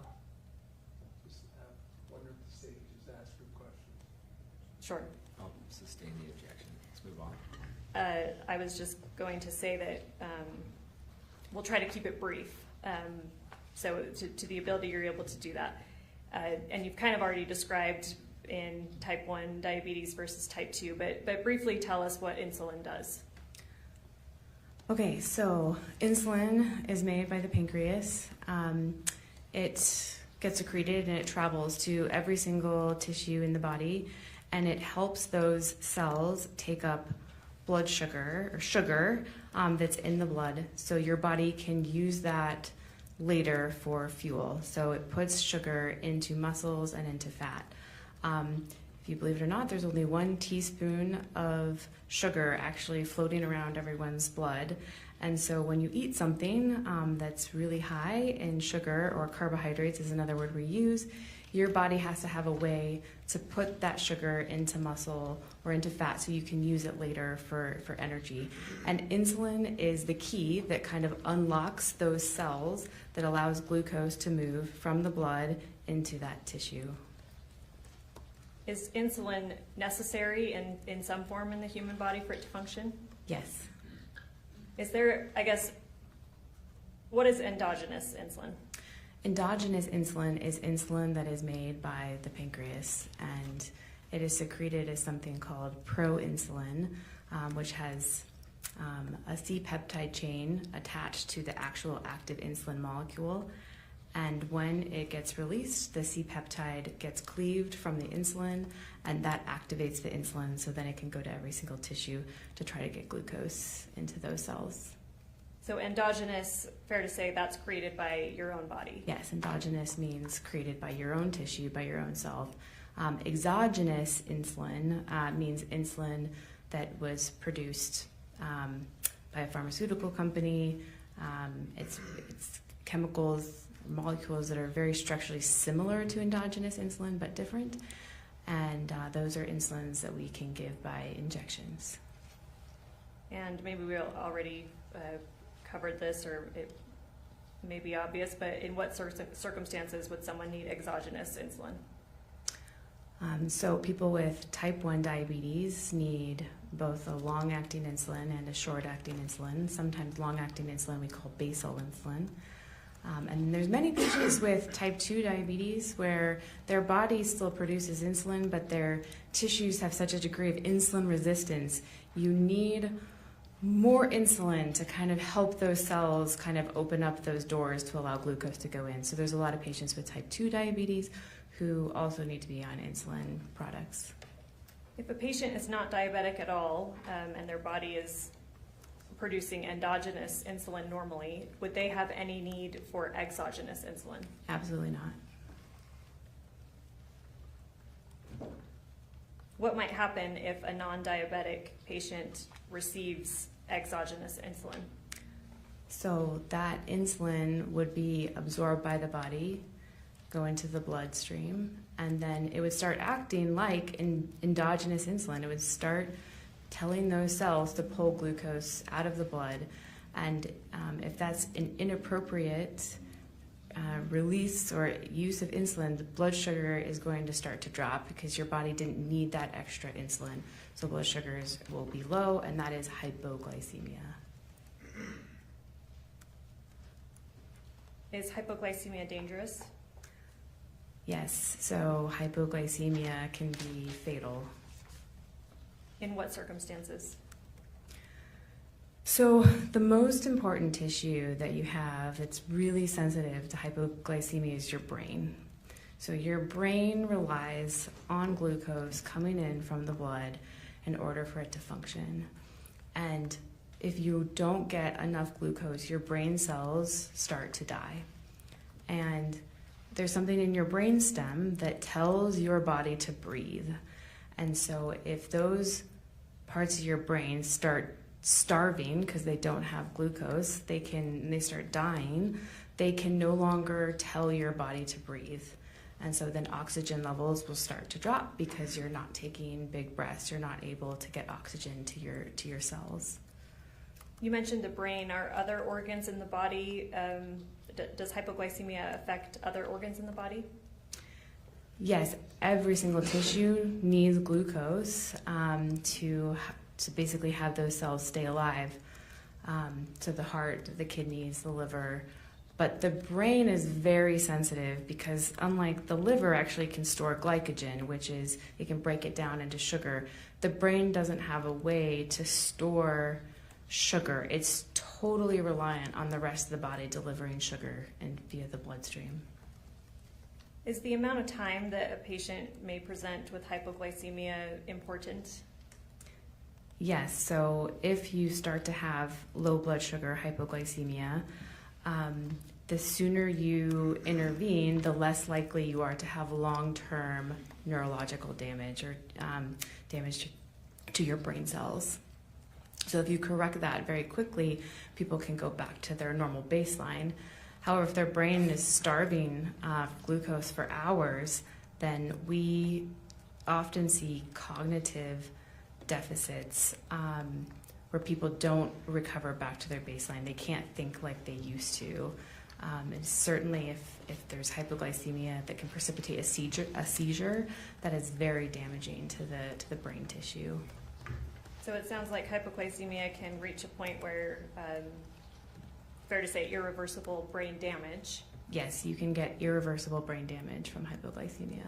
Can it also be fatal? Yes. So at some point, your brain will no longer have enough sugar and it will start to shut down, and then your lungs don't get the message to take in deep breaths.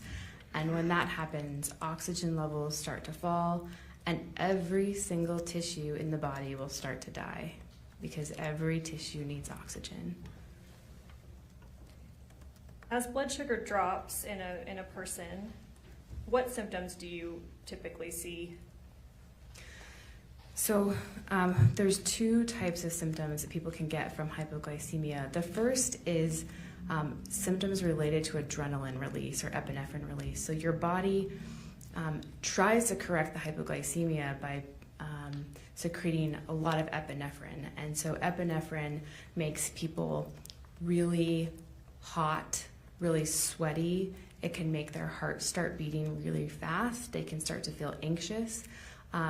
That's kind of like a stress response to the hypoglycemia.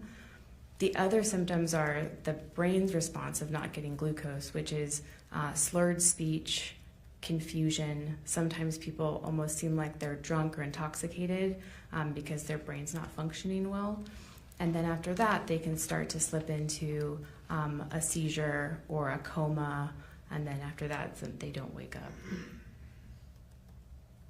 You mentioned before that if the brain is being deprived of glucose, that it can affect the breathing. Is that right? Correct.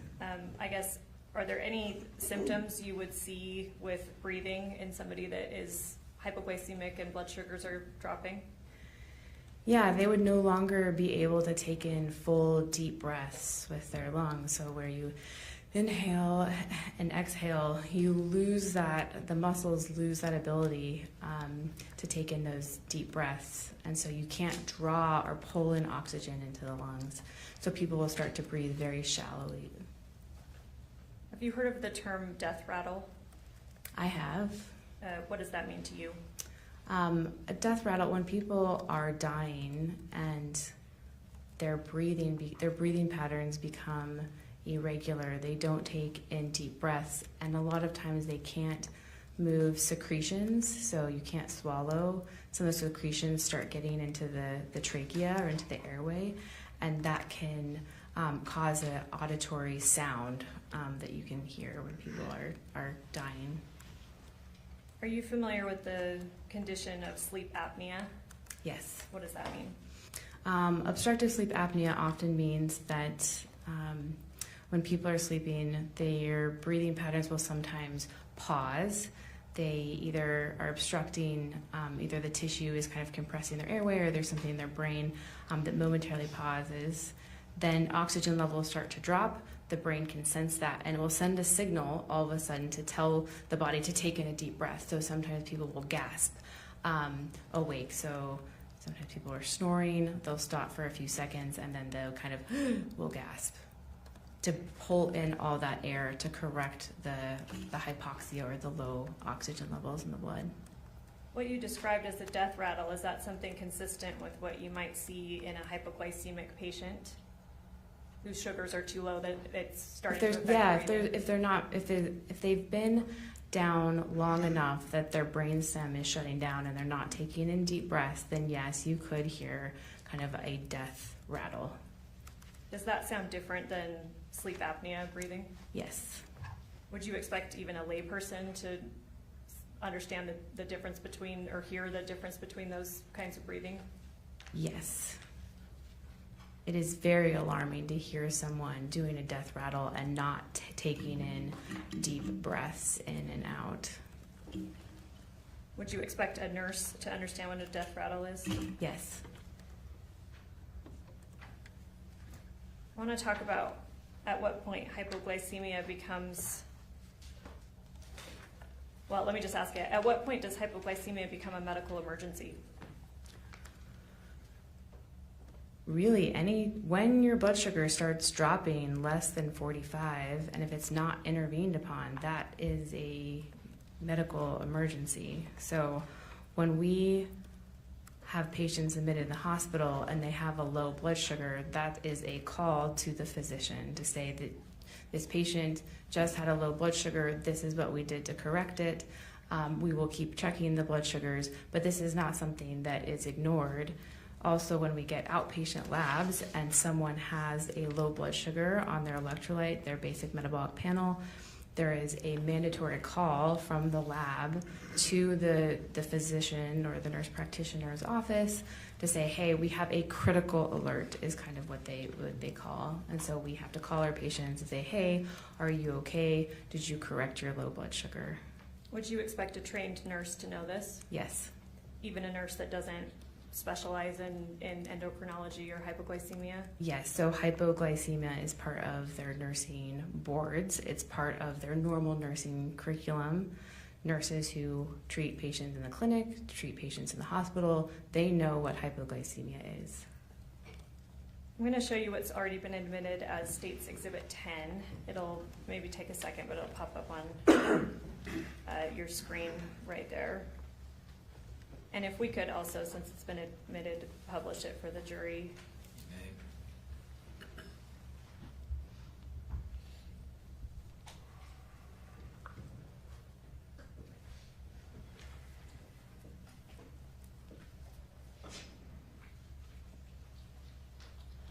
Do you see that on your screen?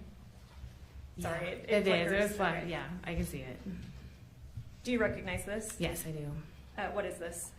This is a spreadsheet of glucose levels and the time that the blood sugars were drawn. And this is for whom? This is for Casey. Is this something you reviewed in preparation for your testimony in this case? It is. All right, I want to go through, and the jury's already heard that we see, oh, sorry, mine just disappeared. Oh, there we go. We see the date, BG level. What do you take that to mean? So the date is the date that this was, the date that the blood sugars were collected. BG level means blood glucose. And then do you understand the difference between here, the monitor time and the actual time? Yes. So you have to set the time on a monitor, just like with old clocks or things that you'd have to set the time and set the date for those to be correct. And so sometimes patients don't set the accurate time. So is it your understanding in reviewing materials for this case and coming to conclusions, are you relying on, what time are you relying upon? I was looking at the actual time when I was reviewing this. All right, I'll start from the top. What's that top blood glucose level that we see? So top blood sugar is 87, which is a normal blood sugar. I guess what's the range that you would consider normal in a non-diabetic person? Normal is typically 80 to 120, but we don't call something as hypoglycemia until it's less than 55 if people are having symptoms. So often in a fasting state, you can see blood sugars in the 60s and 70s, and those still are considered to be normal. The next one down, what's the glucose level? So 86. And I'm sorry, let's reference for the record the time. So 87, what time was that taken at? 87 at 9:18. 86 was taken at what time? 10:26. What's the next one? 77 at 11:16. Do you want to just keep reading them all?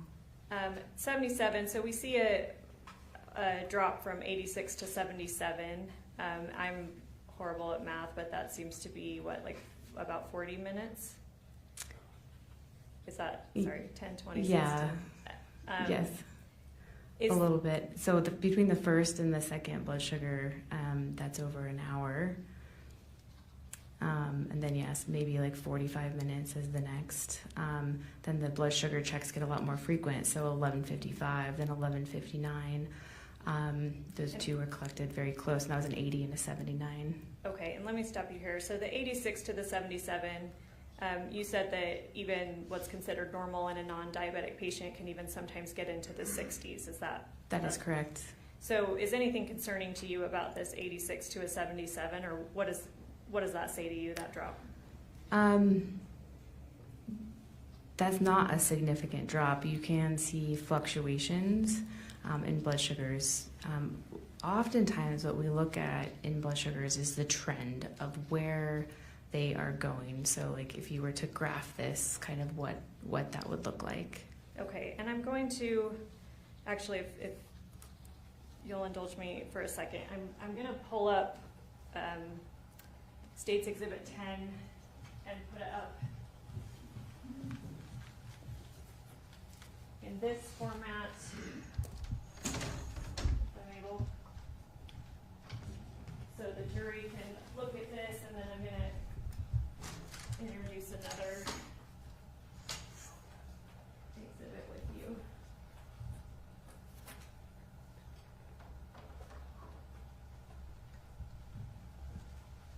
If we could pull up just for the witness right now, what's been identified as States Exhibit 176.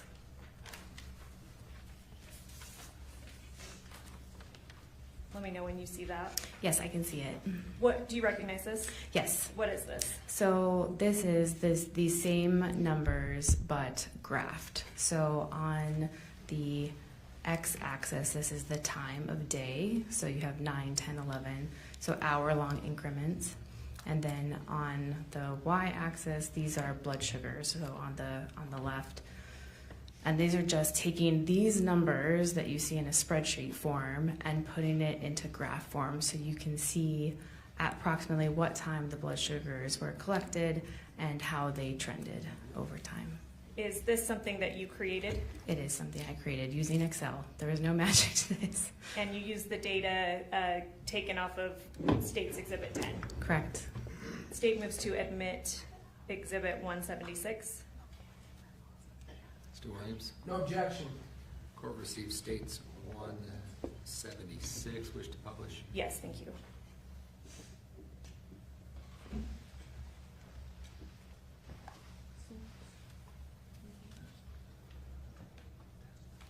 And I'm sorry.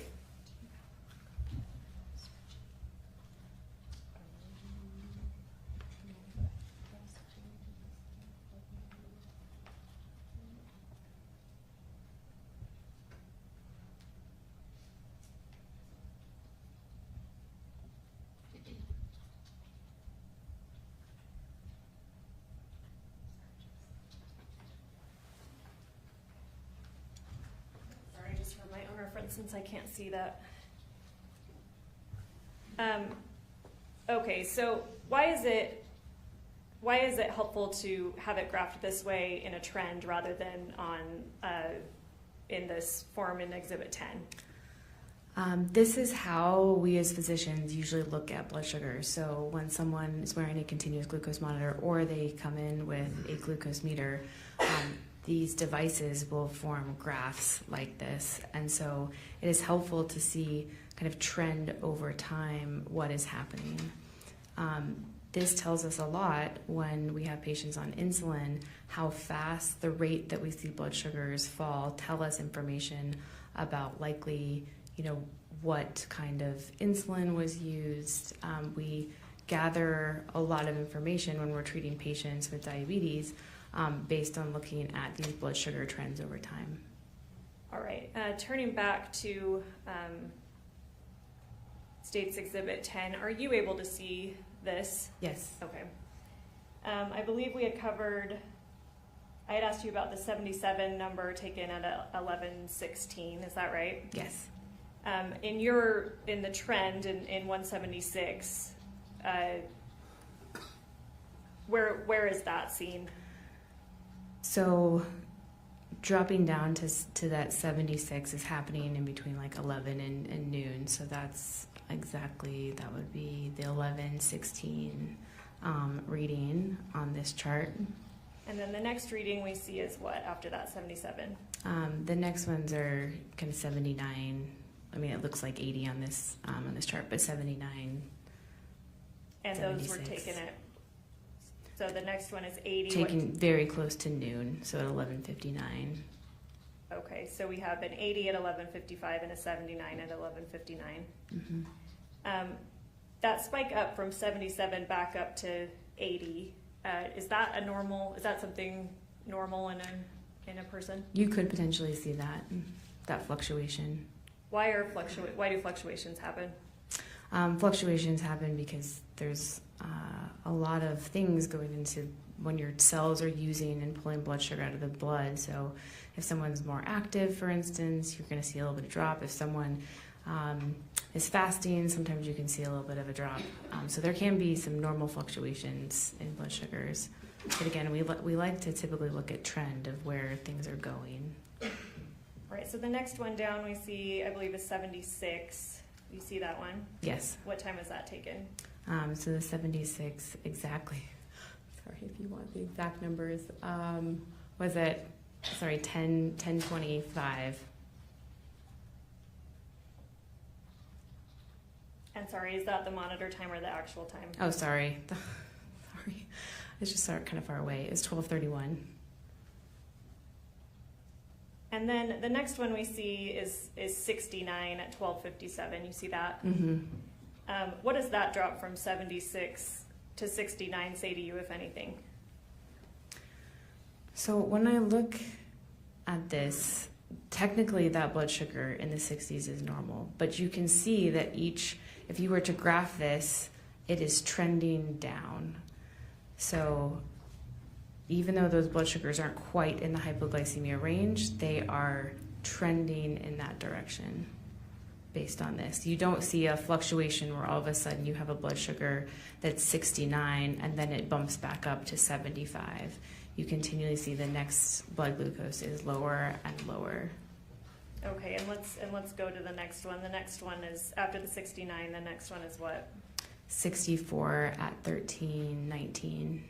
Which would be 119. 119, yes. What level is 64? Is that still considered in the normal level for a non-diabetic? Technically, for a non-diabetic, that is still considered to be a normal blood sugar. But I will say that this trend, as a physician, if I saw this, would be alarming. Why would it be alarming? Because the trajectory of that line is if you don't intervene, eventually you will cross that 55 spot if that trend continues. So we talked about things that could naturally cause fluctuations in people. I think you said activity and maybe diet. Yeah, like food status, and then activity is a big thing that will affect normal blood sugars. Is this trend that we're seeing up until the 64 level, is that something that can be accounted for just based on activity and diet? It would be unlikely if someone was really, running a marathon or something like that. Sure, you might see blood sugars kind of drift down in this fast pattern. The next one after 64 is what? So then there's a 43 at 143. And that is officially abnormal hypoglycemia. And where do we see this in your trend graph? So you're starting to see that at in between the hours of 1 and 2 o'clock. You will see that blood sugar grafted right above the line 40. And you said 43 were officially in hypoglycemic. Yes, officially hypoglycemic. What kind of symptoms would a person be exhibiting at blood sugar of 43? So they would be feeling very hungry, they would be feeling very anxious, they would be feeling sweaty, their heart would be beating very fast. and they would start to be getting confused. So maybe having slurred speech, not able to make rational decisions. Maybe if they were trying to walk, they would be stumbling. The next one that we see down is after 43 is what? That's a 30, and that is obtained at 2 o'clock. What physical symptoms might we see in somebody with a blood sugar of 30? All of those same symptoms that I talked about earlier would still be persisting with 30.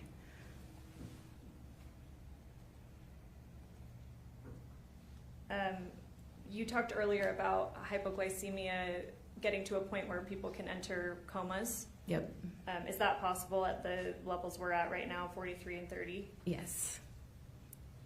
Blood sugars in the 20s and 30s, we get very concerned that someone is going to have a seizure or they're going to pass into a coma. After 30, the next one we see is what?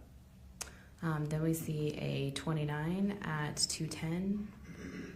What symptoms would somebody be experiencing at 29?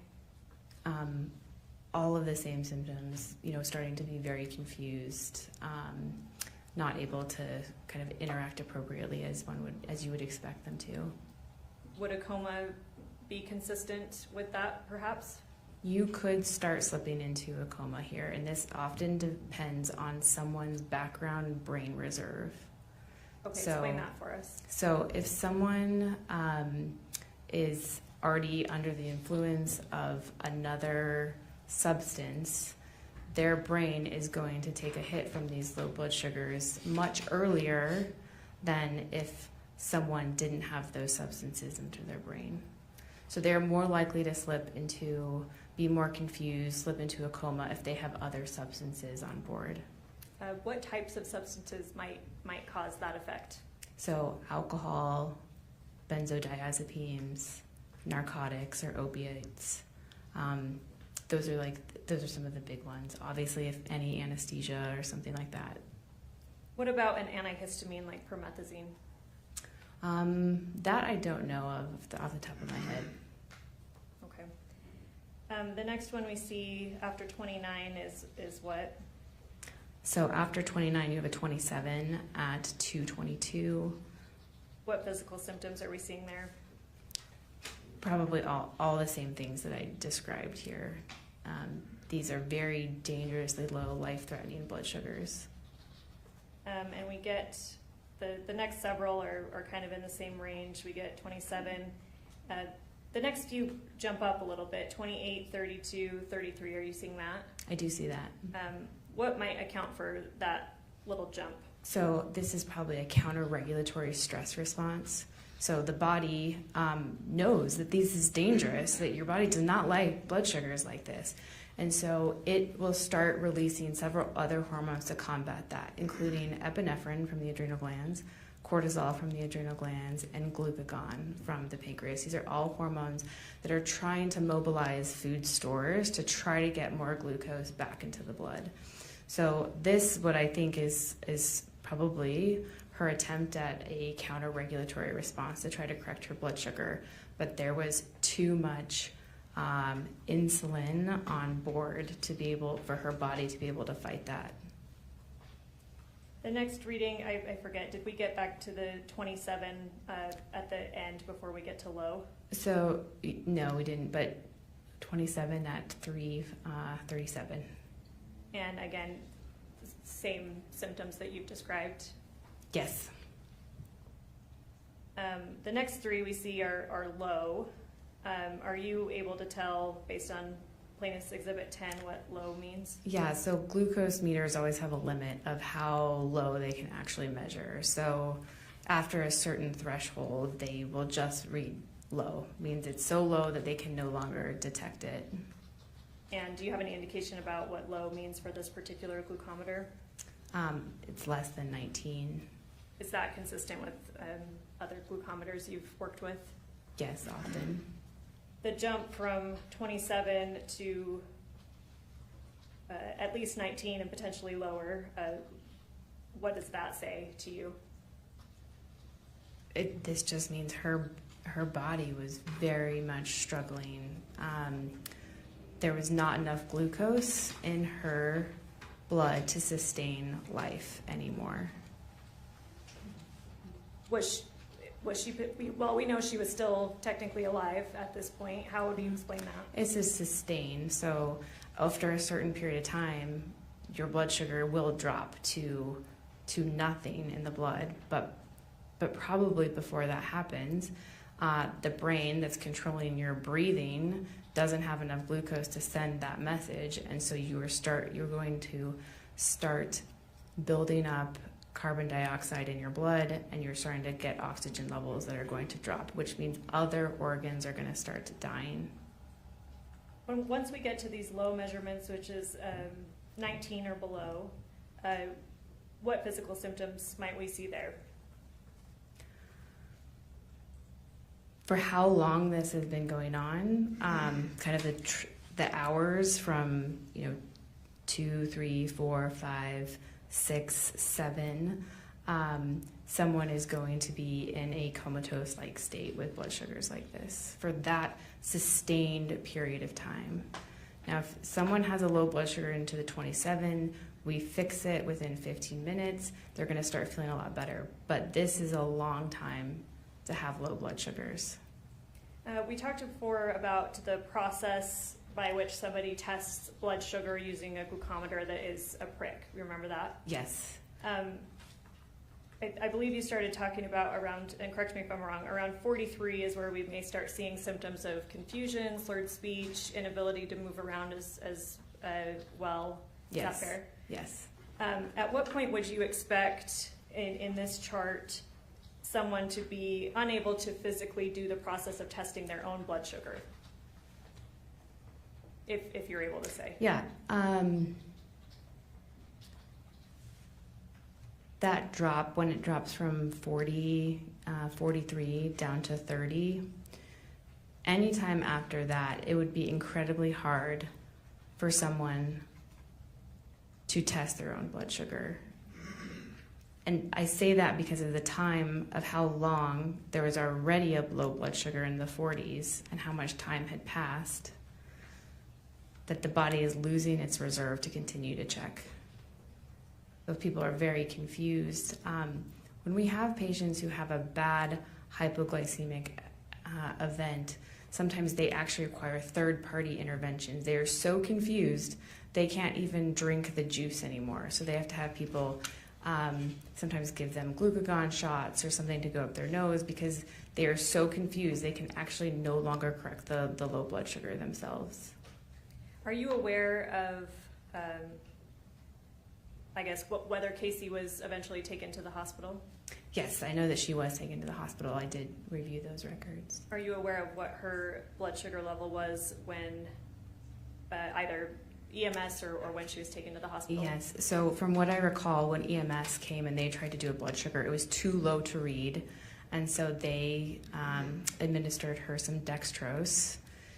Then I believe when she got to the hospital, her blood sugar was 14 on a serum blood sugar check, and this was after she had already been given dextrose by EMS. Dextrose is a form of sugar, of glucose in a medical, usually there's different concentrations, but it's usually in sterile water, call it D5, but it's dextrose water. A blood sugar level of 14, is that something that you would expect somebody to come back from? Not if it had been sustained for a very long period of time, so hours. You mentioned before that there's short-acting and long-acting insulin. Yes. Can you briefly describe those? Yeah, so long-acting insulin is insulin that when it gets injected into the skin, it forms these microparticles based on pH changes where it will slowly be reabsorbed into the body. So it's meant to last over 24 hours. So for example, I'm just going to pick this number because it's easy math. If someone injects 24 units of a long-acting or basal insulin, that insulin breaks down at a rate of 1 unit per hour. So you have a glob of insulin sitting under the skin, and it releases 1 unit into the body per hour. It's designed to last a long time. And that's for our patients with type 1 diabetes. Everyone's body always needs a background small amount of insulin to help with cell metabolism. What is short-acting insulin? So short-acting insulin is designed to be absorbed by the body much faster. So usually it's absorbed within 4 to 5 hours at reasonable doses. Now that changes if you give a big dose of short-acting all at once. It changes the volume of fluid under the skin. Your body can't absorb all of that in the normal 4 to 5 hours. It takes longer for it to process. Are you aware of how long Casey was attempting to be treated at the hospital? Yes, and I'd have to go back and look at the dates, but if I remember correctly, it was something around 3 days or so. Are you aware of what medical interventions were? You already mentioned dextrose being given at least once. Are you aware of what medical interventions given during that time at the hospital? Yeah, so they were giving her a lot of what we call amps of D50, which is 25 grams of sugar directed into her blood to try to bring up her blood sugars. But then they noticed that every time they did that, blood sugars might stay high for a little bit, but then they would drop rapidly. So then they started a drip, which just means that someone is constantly getting an infusion into their veins. And so she was started on a D10 drip.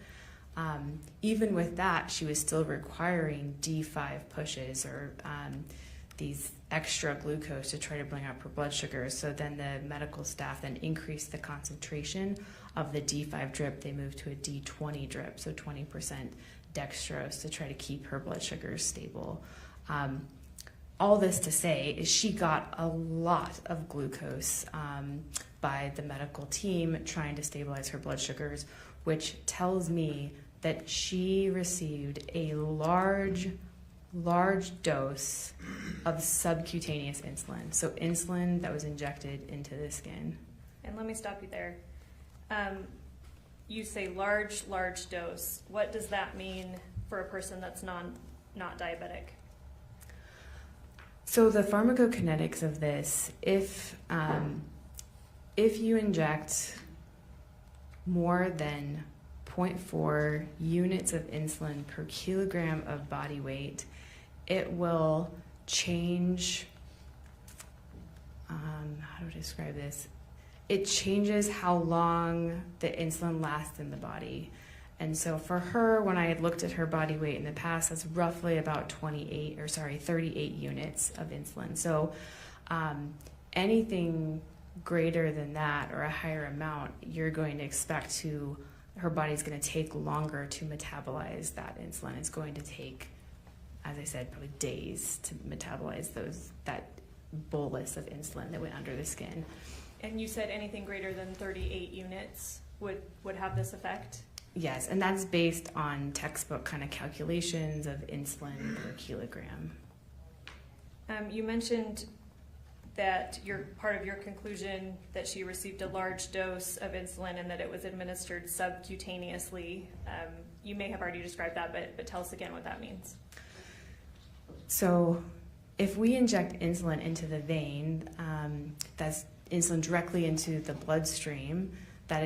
Insulin is rapidly cleared within 5 to 7 minutes of being administered into a blood vessel. But if you inject it into the skin, then that insulin slowly has to break down. Those insulin particles have to move to a vessel to be distributed to the rest of the body. And so that's where different insulins, their onset of action change. It's because how they're designed to break down underneath the skin. If you inject any insulin into a blood vessel, it doesn't matter if it's long-acting, short-acting, regular insulin, it all has the same properties. It's cleared from that blood vessel within 5 to 7 minutes. Is that true even if given a huge amount? Yes, even if given a huge amount, you're going to see a rapid drop in blood sugars because that insulin is delivered directly into a vein. So when people get admitted for diabetic ketoacidosis, this is something where patients with type 1 can get really high blood sugar. We administer insulin drips, which they are directly insulin into the vein, where the nurses can titrate the insulin levels based on the blood sugar response. And because you see blood sugars change really quickly in the blood, you can be more precise with the amount of insulin that's being administered. If you administer insulin into the skin,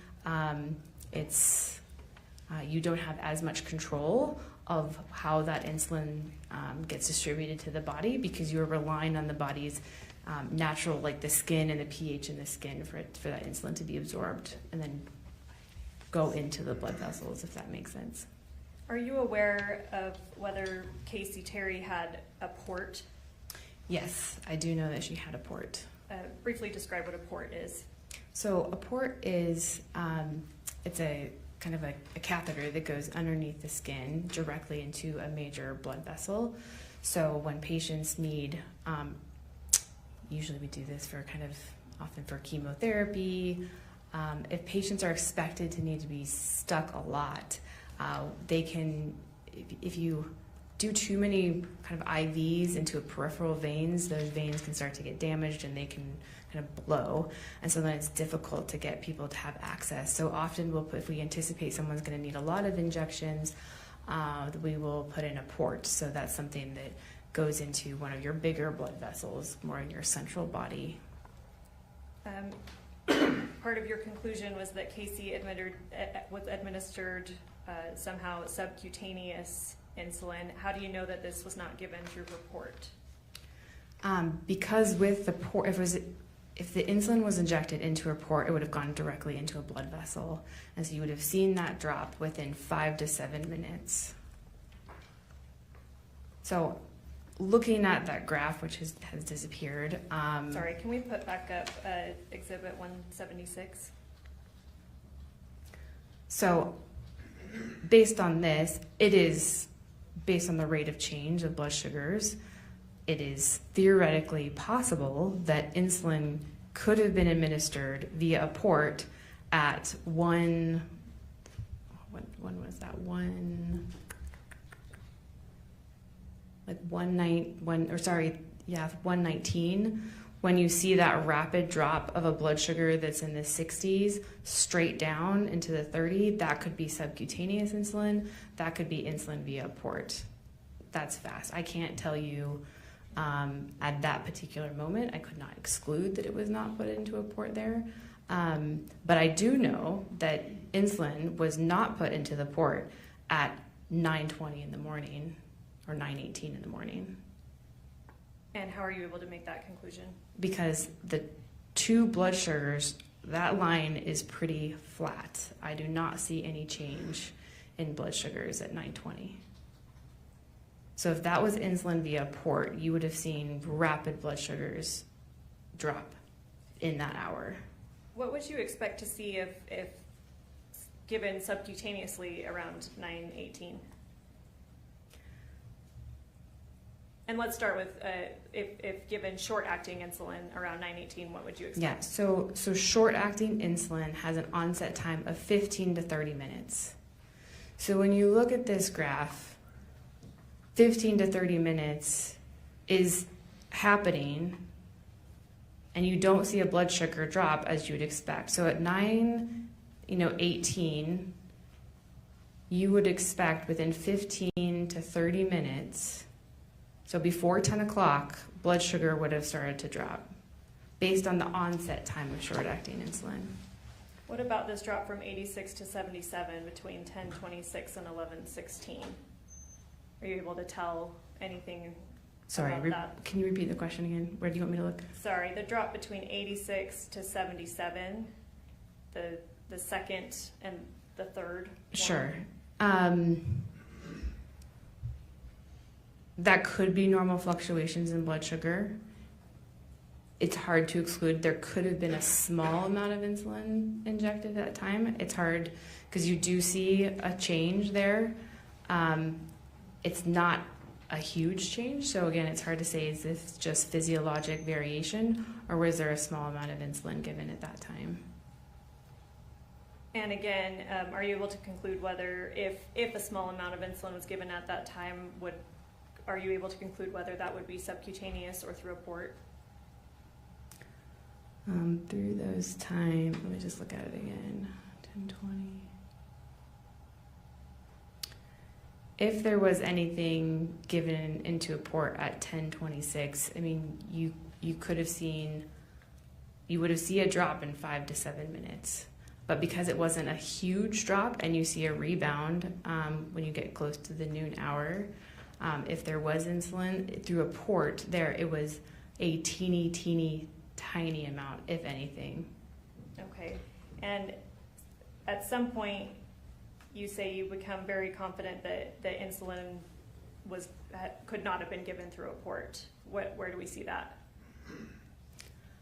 I know insulin could not have been given through a port at the beginning, the mornings of this chart. So like at 9, I know the insulin was not given via a port there, because the next blood sugar at 10:26 is about the same as the blood sugar that it was an hour. So if there was insulin given, significant amount of insulin given in a port that would cause hypoglycemia, that blood sugar should be lower based on the onset of action of insulin delivered directly into a vein.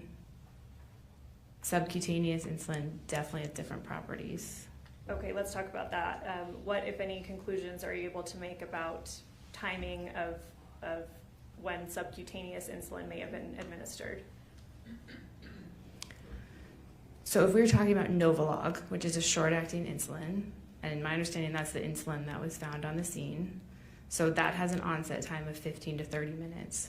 So when you look at these drops, and I look at it as an endocrinologist who's used to looking at blood sugar trends, to me, it looks like short-acting insulin was administered probably around 12 to 12:30 to cause that significant decline that we see in the trend in the graph. And again, are you able to tell anything about the amount? I can't tell anything about the amount based on this particular graph. I just can tell you it was a lot of insulin based on the rest of her trajectory of her hospital stay. Okay, so is it fair to say that Casey could have received multiple injections throughout the day? That is possible.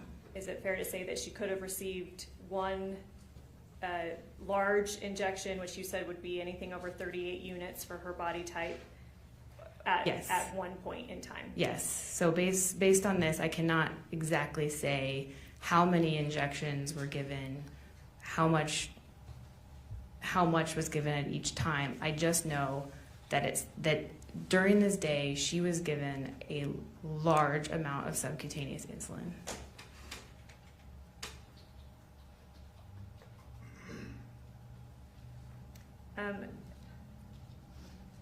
How many units, insulin's measured in units, is that fair? Yes. How many units are in a vial?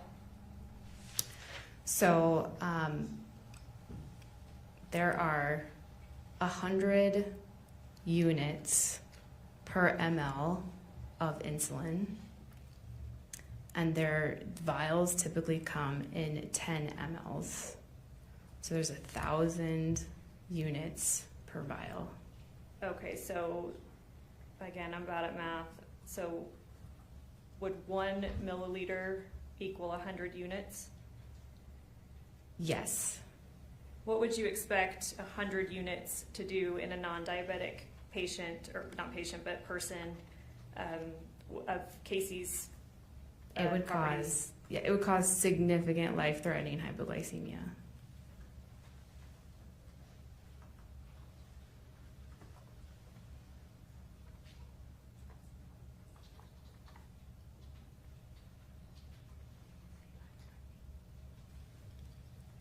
We talked about kind of the treatment or reversible window or optimal, I don't know, I'm putting words in your mouth. I believe you said 15 minutes. If somebody's pretty low, we can reverse it. Sure. At what point does it become difficult, if not impossible, to reverse? So again, everyone's brain is a little different with this, but for most people, I say when you're getting into the hours of prolonged hypoglycemia, that is this profound, that is this low, not talking about like mild hypoglycemia, but this low, that's when you're starting to get irreversible brain damage from hypoxia. And once we're getting into the low readings, be it below 19, Yeah, that's considered to be very, very low. would you expect a trained nurse to know this? Yes. If someone is getting these low readings, meaning that their glucose is in the teens, is that a medical emergency? It is a medical emergency. Is it the kind of event where even minutes may matter? Yes. Would you expect a nurse to know this? Yes.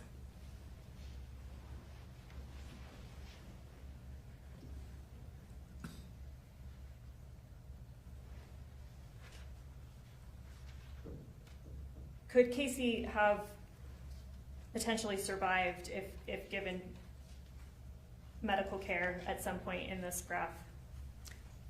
Yes. Are you comfortable saying at what point?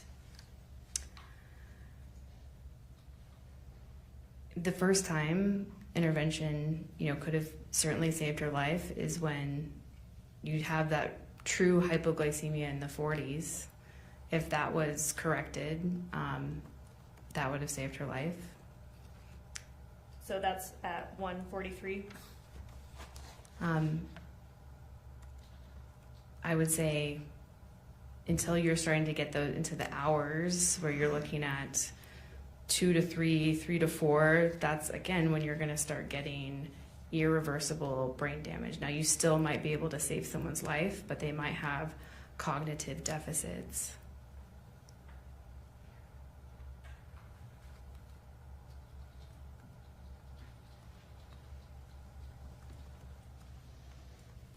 Is this trend or these results that we're seeing with blood sugar, could that be the result of any kind of natural body process or other disease?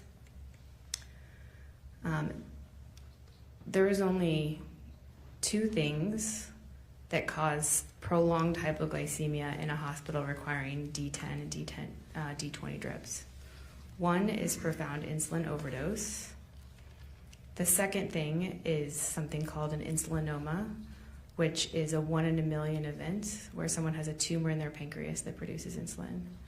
But we know that she did not have a tumor in her pancreas based on autopsy reports, which leaves insulin overdose.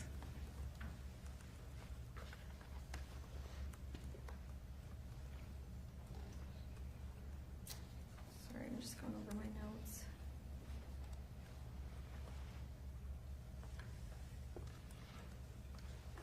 In your professional medical opinion, was hypoglycemia a substantial factor in the cause of Casey's death?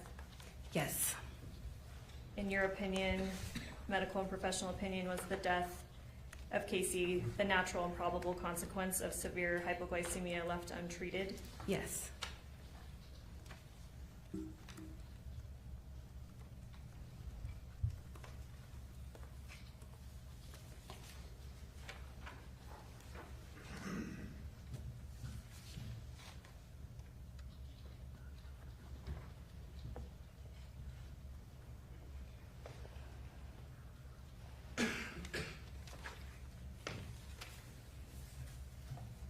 Right, thank you. I have nothing further. And we can take down Exhibit 176.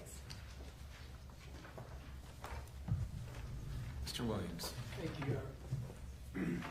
Scott, do you have need for this, or do you want me to? I would like to keep that.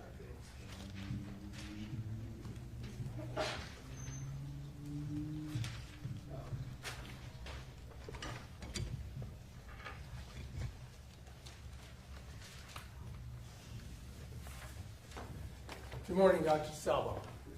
Hi, good morning. Nice to see you. It's nice to see you. We were able to do one consultation about a month ago or so, I think, right? Correct. Fair enough, I'll let you do some more. Sorry. We're pushing through till noon, so I'm not gonna do If, too much. if you need more time, we're good. I think I can make it. All right. When did the state first reach out to you to be an expert witness in this case? The exact date, I do not recall that. You recall the month? Ooh.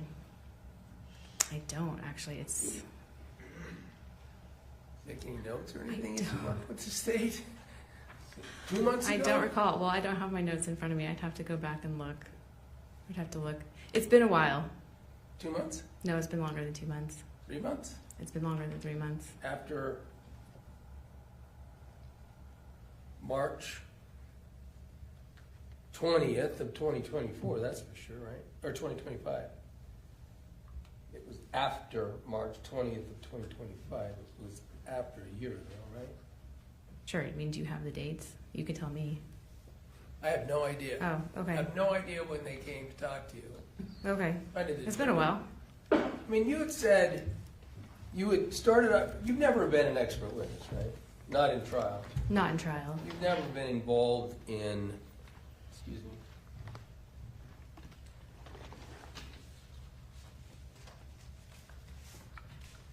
in evaluating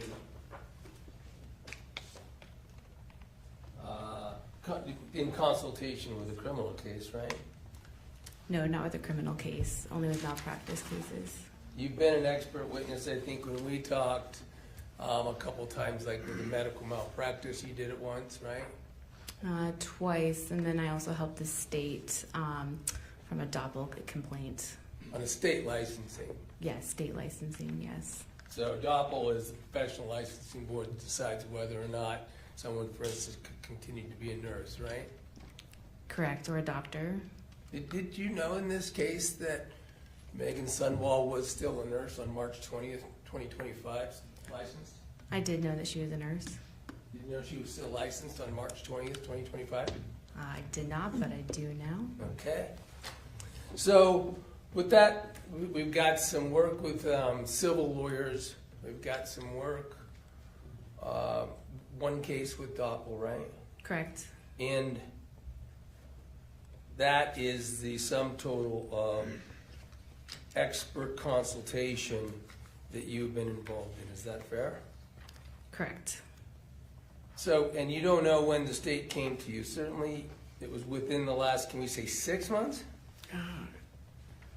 Yes, if you give me my cell phone, I could look to find the emails if this date is really important to you.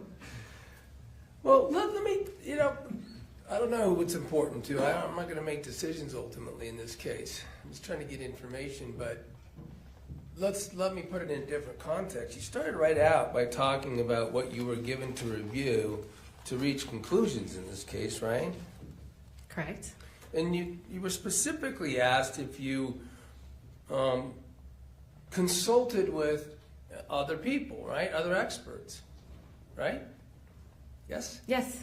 And you didn't. You didn't reach out and consult with other experts, is what you said, right? No, I did not say that. Okay. I missed it. Who did you consult with? You asked me this when we had our meeting, who I consulted with.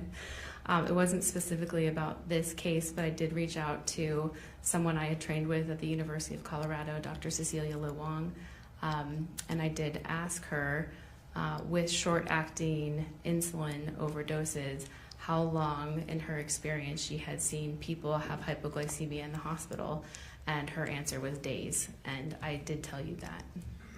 Well, I'm not going We to. had our meeting. Yeah, I'm not going to need to go back to our meeting. I'm going to talk about what you know now. So I just want to establish who you did.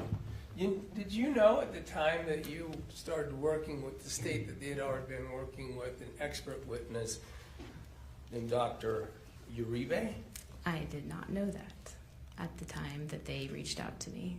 So they've never told you that they worked since March, as early as March 3rd, 2025, with an expert on the subjects that included testifying about the interaction between insulin and other substances identified in the victim's autopsy, cases involving insulin overdose, how they typically present, and how those cases compare to this case.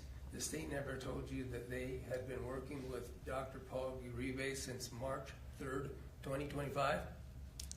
They did not. All right. So I take it that, well, if they didn't tell you, you never sought any information or advice or any consultation with Dr. Uribe.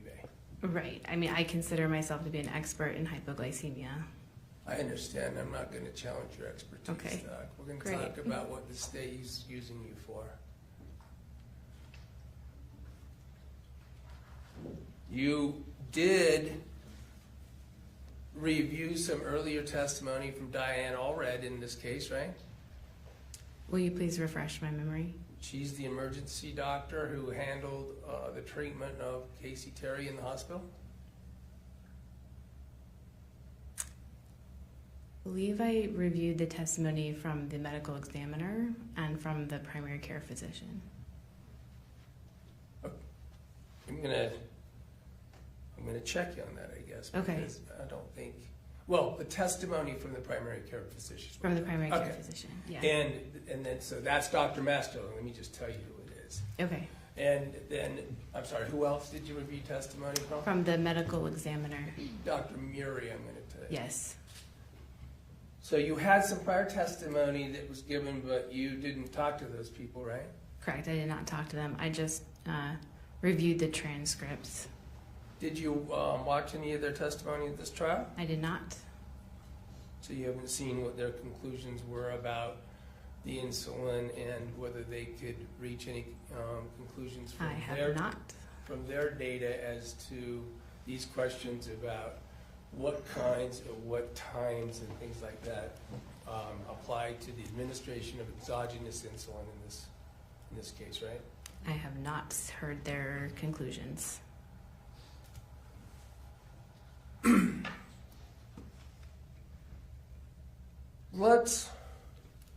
Can we agree in general that sort of dealing with glucose levels and the interaction with insulin, blood sugar levels, things like that, there's a lot of variables in assessing that data, right? Yes. Some people, food, consumption of food and what kind of food proximate to introduction of insulin could be relevant, right? Sure. The medical history of someone, right? Of course. Like, for instance, you know since you read the testimony previously of Dr. Mastiller that she was noted by him in his chart to be suffer from hypoglycemia. Yes, I did read that. So we've got issues with hypoglycemia with Casey. We know that, right? Yes, I believe he said that she was reporting some issues with hypoglycemia and that there was a referral placed to endocrinology, but that consultation hadn't taken place. Okay, Casey didn't go, but Dr. Mastiller indicated in his testimony specifically that she suffered from hypoglycemia. Objection, misstates testimony. Well, I'll sustain that. that's fair. Let's get really specific and careful. Do you remember from his testimony that she said she was hypoglycemic? Do you remember that? Not specifically, but if you want, if you want me to read it. I don't want anyone suggesting I'm not being fair. You read Dr. Mastiller's testimony at a preliminary hearing to come here as the state's expert witness, right? Yes. All right.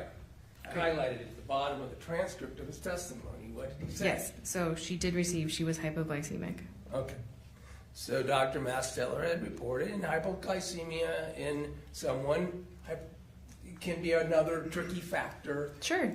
And all these tricky factors can affect what any particular dose of exogenous insulin might have done to Casey, right? Yeah, if someone's already prone to hypoglycemia and you give them exogenous insulin, it's going to make that even worse. So it also means somebody who could have various shifts in their blood sugar levels for various reasons, right? Isn't that what suffering from it means?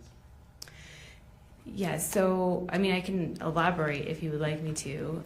She had a history of gastric bypass, and sometimes patients with gastric bypass can have what we call reactive hypoglycemia after they eat something that's really high in carbohydrates. Sometimes their blood sugars can drop after they eat. Typically, they are not severe drops. They are easily corrected with food. If somebody wants to.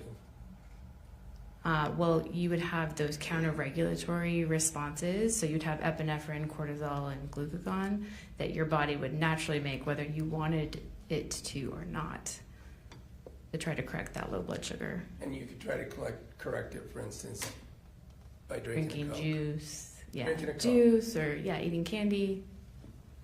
Eating candy. Right, Okay. by the way, you talked about you hadn't been given police reports and things like that on this case, right? That's correct, I have not. Take a break. Sorry. You need to have a drink of water.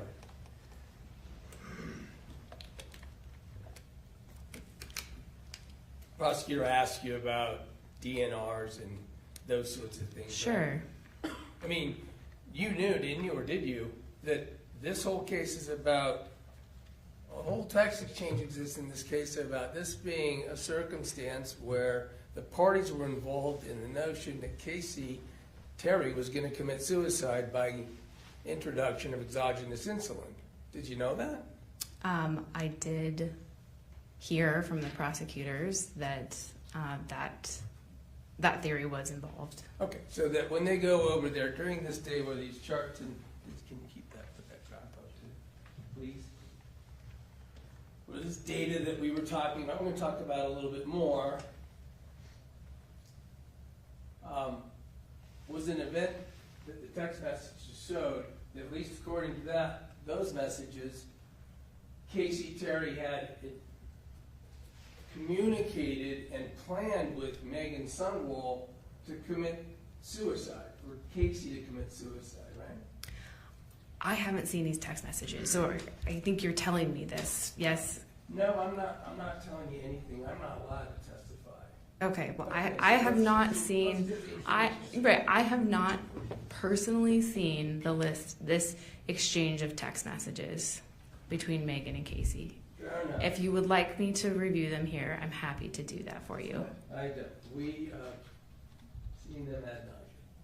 What I want to ask you is, did you know that the event that this information is related to was set up, at least in the evidence of the case, as a suicide rate? Okay. Well, I do now. Okay. Well then, let's talk about what you concluded with some of this data.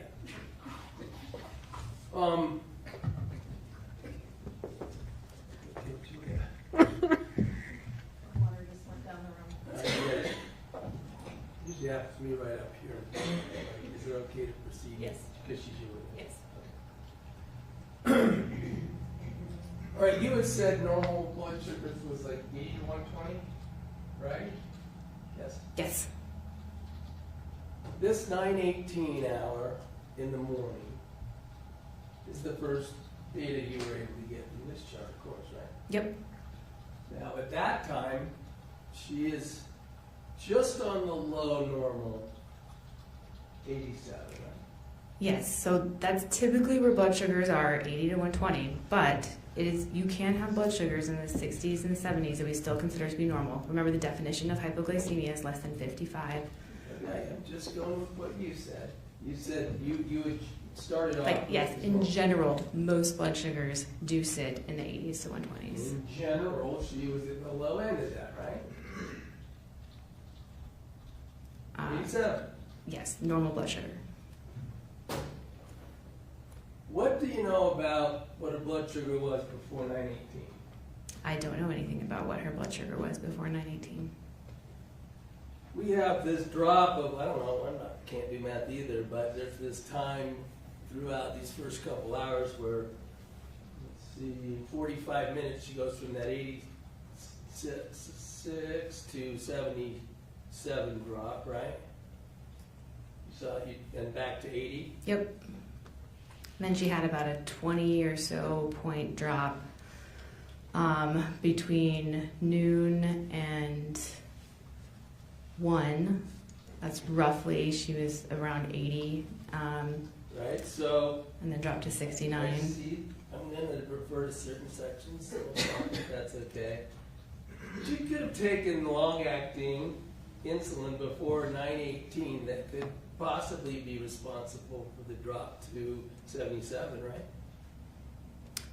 So long-acting insulin typically takes 1 to 2 hours to take into effect. So if you had an injection, you are going to start seeing some blood sugars drop in the 1 to 2 hours. 1 to 2 hours is that time period from the start of these numbers to 77, right? Yeah. So according to this, it's certainly possible and consistent information with Casey Terry having taken some insulin before 9/18. Could have happened, right? It could have. I'm going to stop you there so I can just do question and answer. Now, your conclusions also are that, let me get to the final one.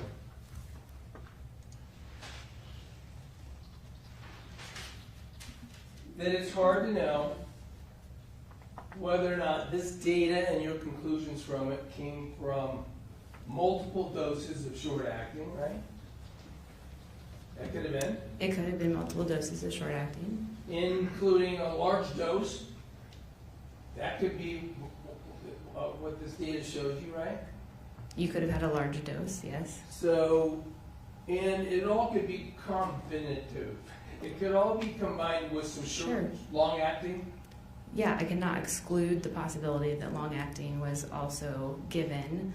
Long-acting, when it drags down blood sugars, the slope is usually a consistent slope over 24 hours. Right, so, well, you said the body corrects itself, right?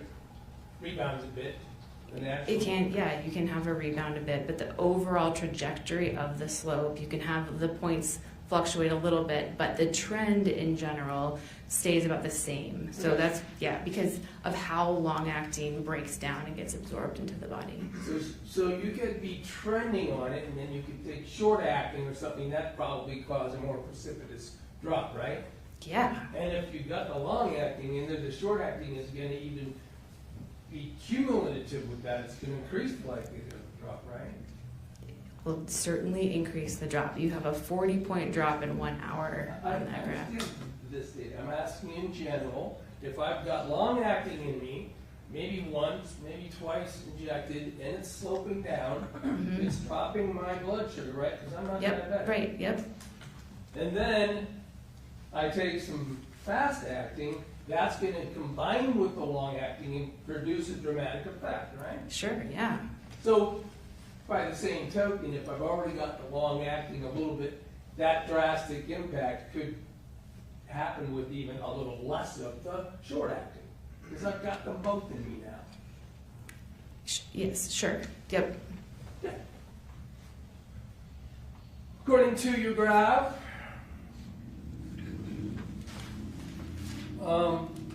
compare and your comparison of the chart, then we have these features where, of course, we see this drop ultimately at 2 o'clock p.m.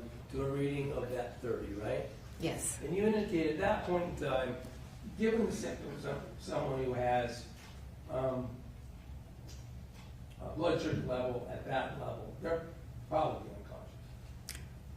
Or close to. They are certainly feeling it because that is a fast drop for someone in 1 hour. And in fair enough, let's say, I guess we could be, you say it depends, there could be some various factors. They could be dizzy, I thought you said slurring the words and things, might not be unconscious.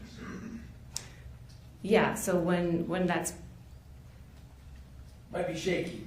Yeah, when their brain doesn't have enough glucose, yeah, the first things would be slurring speech, confusion, stumbling when they're walking, and those symptoms would progress. All right. But conscious. Yeah, people can be conscious for a period of time. Could be able to do some basic tasks. Could be, right? Yeah, just like, how people who are intoxicated can do certain things, but not well. Right. Like you can stick yourself with a syringe and push a plunger. Right?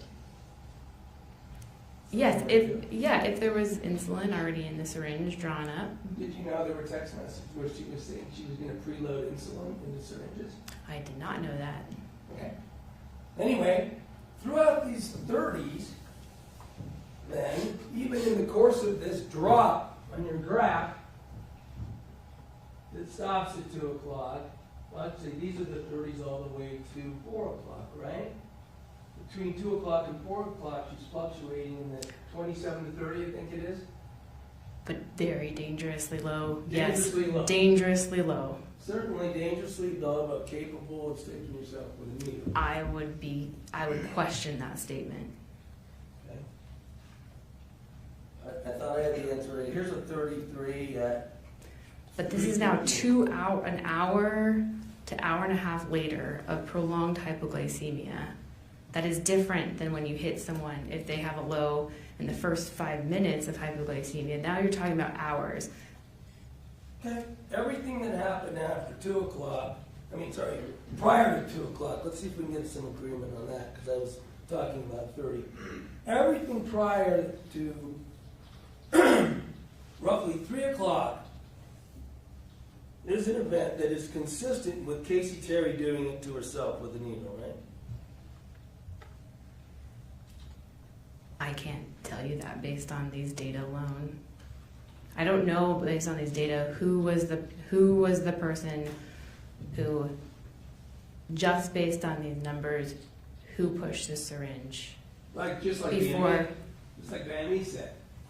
Right, just before 2 o'clock. I can tell you after that person is going to be comatose and they are not checking their blood sugars after 2 You're saying as soon p.m. as they go unconscious, I don't know if it takes a medical degree, but they're not able to inject it into themselves as soon as they're unconscious, right? Correct. And they're not able to check their blood sugar when they're unconscious. So, somewhere where she loses consciousness, in these 30, 29, 27, 28, 32, 33, 27 numbers, somewhere in there, where she clearly loses consciousness, probably early in there, right? Probably. Everything before that, she could have done whatever happened in terms of exogenous insulin going into her blood, right? She could have. Nothing in the evidence that you have seen, including the medical records and everything else in this case that you reviewed, there is no way to conclude that anything was administered into her after she lost consciousness. Agreed? Agreed. That's all I have. Redirect. Yes, I'll be super quick.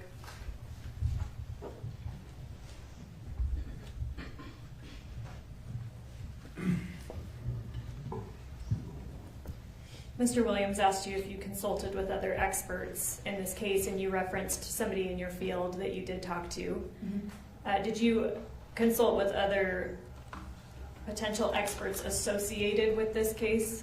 No. If there was Mr. Williams referenced Dr. Uribe, I'll represent to you that he's a medical examiner.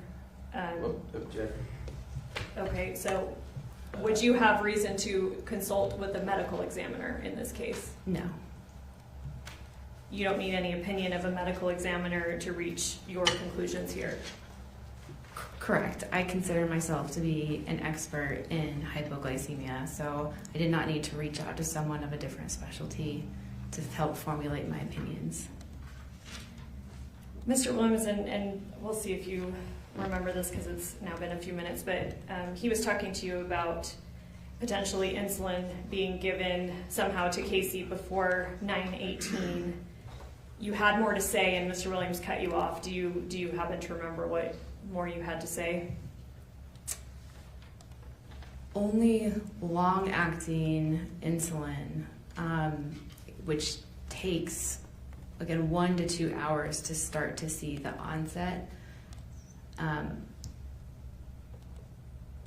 There you can start to, like he said, from that drop from like the 80s into the 70s, could that have been long-acting insulin that was given, an hour or 2 hours before? And I think I could say yes, that's possible. But then the following curves are just not consistent with just long-acting insulin.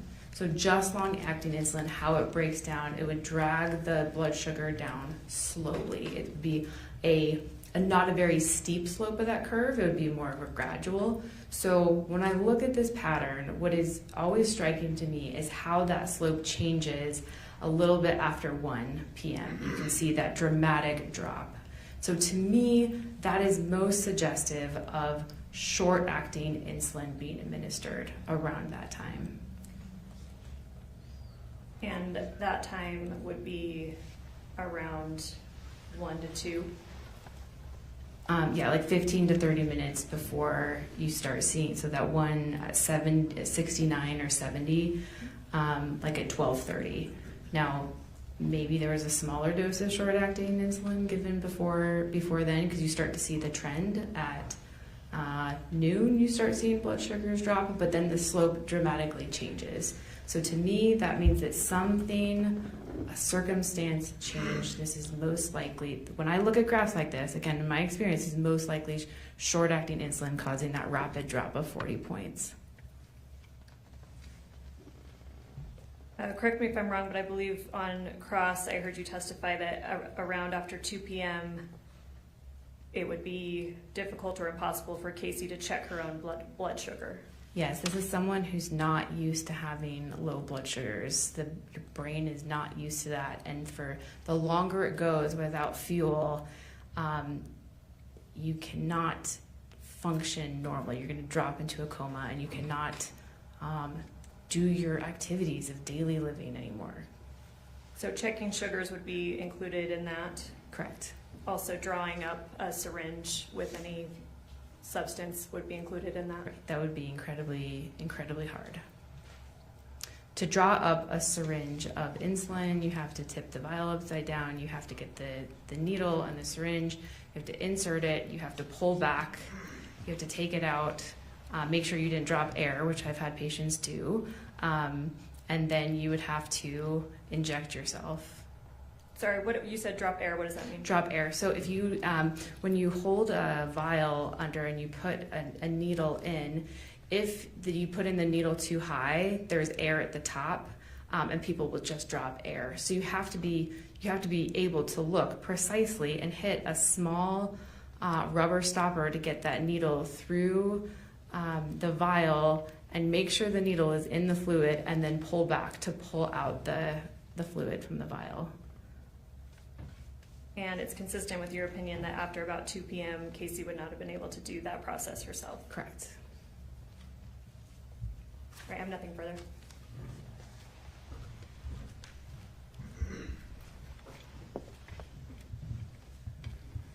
So a shaky person getting real low blood pressures around 2, blood sugars around 2, etc. Make it hard, they might shake, right? Yeah, it's like the adrenaline release, your sympathetic nervous system, you do start to feel very trembly. Hard to do something that, like, draw a needle back, put it into a vial, draw it back, load your needle, right? Yeah. You might have to punch it 14 times to make it happen, right? Right? Sure.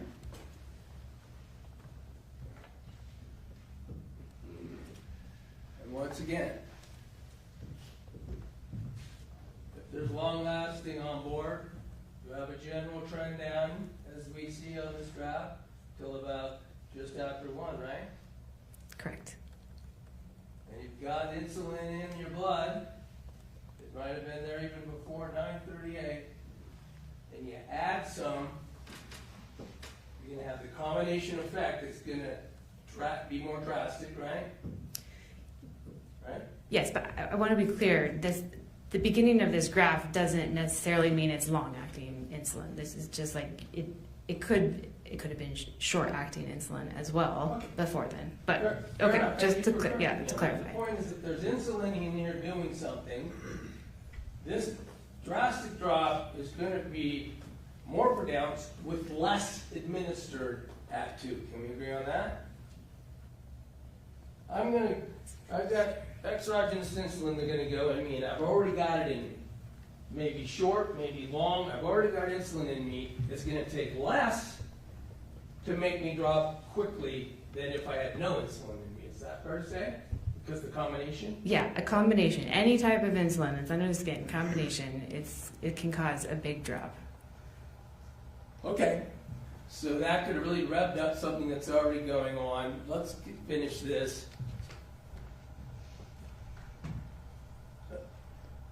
This line at the bottom, you had talked about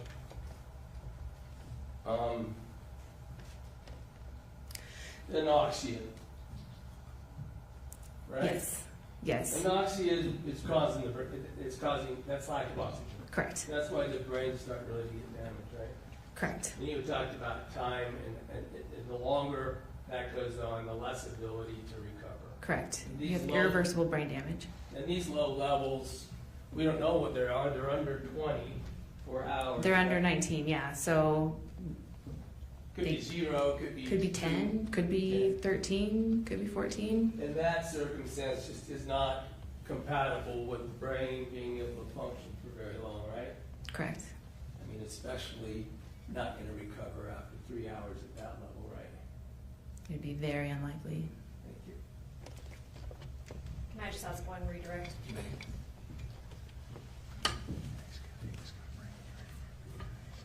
In the graph that we're seeing, and including Exhibit 10, the levels up until about 12:31 could still be, they're still in normal range, correct? Yes. That's all I have. Thank you. Can this witness be released for Yeah. step down? Yes, from the state. Thanks for being Thank here. you. Thank you. Counsel, please approach.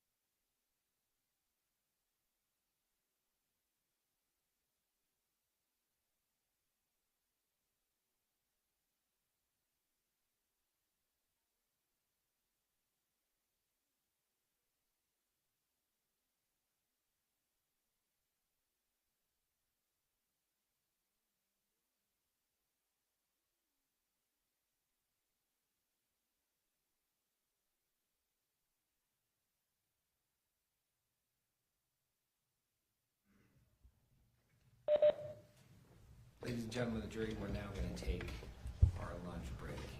You're going to get an hour and a half today. So we're going to have you come back, let's say 1:40. My math is correct. 1:40. In the meantime, you are admonished by the court that it is your duty not to converse among yourselves or to converse with any other person on any subject of the trial, and it is your duty not to form or express an opinion thereon until the case is finally submitted to you. This includes no individual research on the parties, attorneys, or claims. Have a good lunch. All rise for the jury.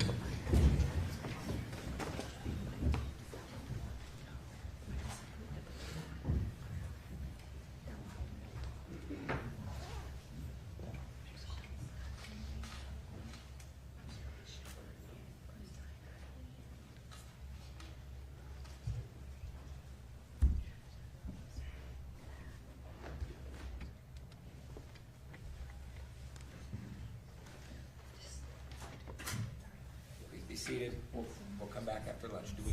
No, sorry, I'm just gonna get out. Thank you. All right. We'll come back after the break. All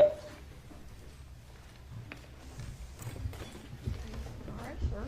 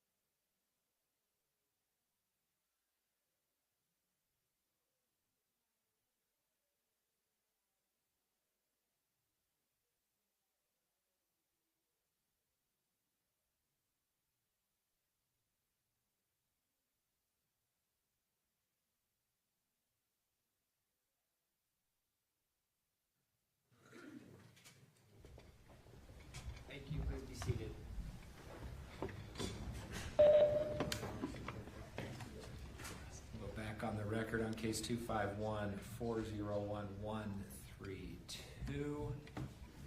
Welcome back, everybody from lunch. Counsel, where are we at? Judge, the state is prepared to rest. I don't know if we need to do that in front of the jury or if you're happy to just hear it from us now, and then we can take a motion if Scott has one for a directed verdict and handle that issue.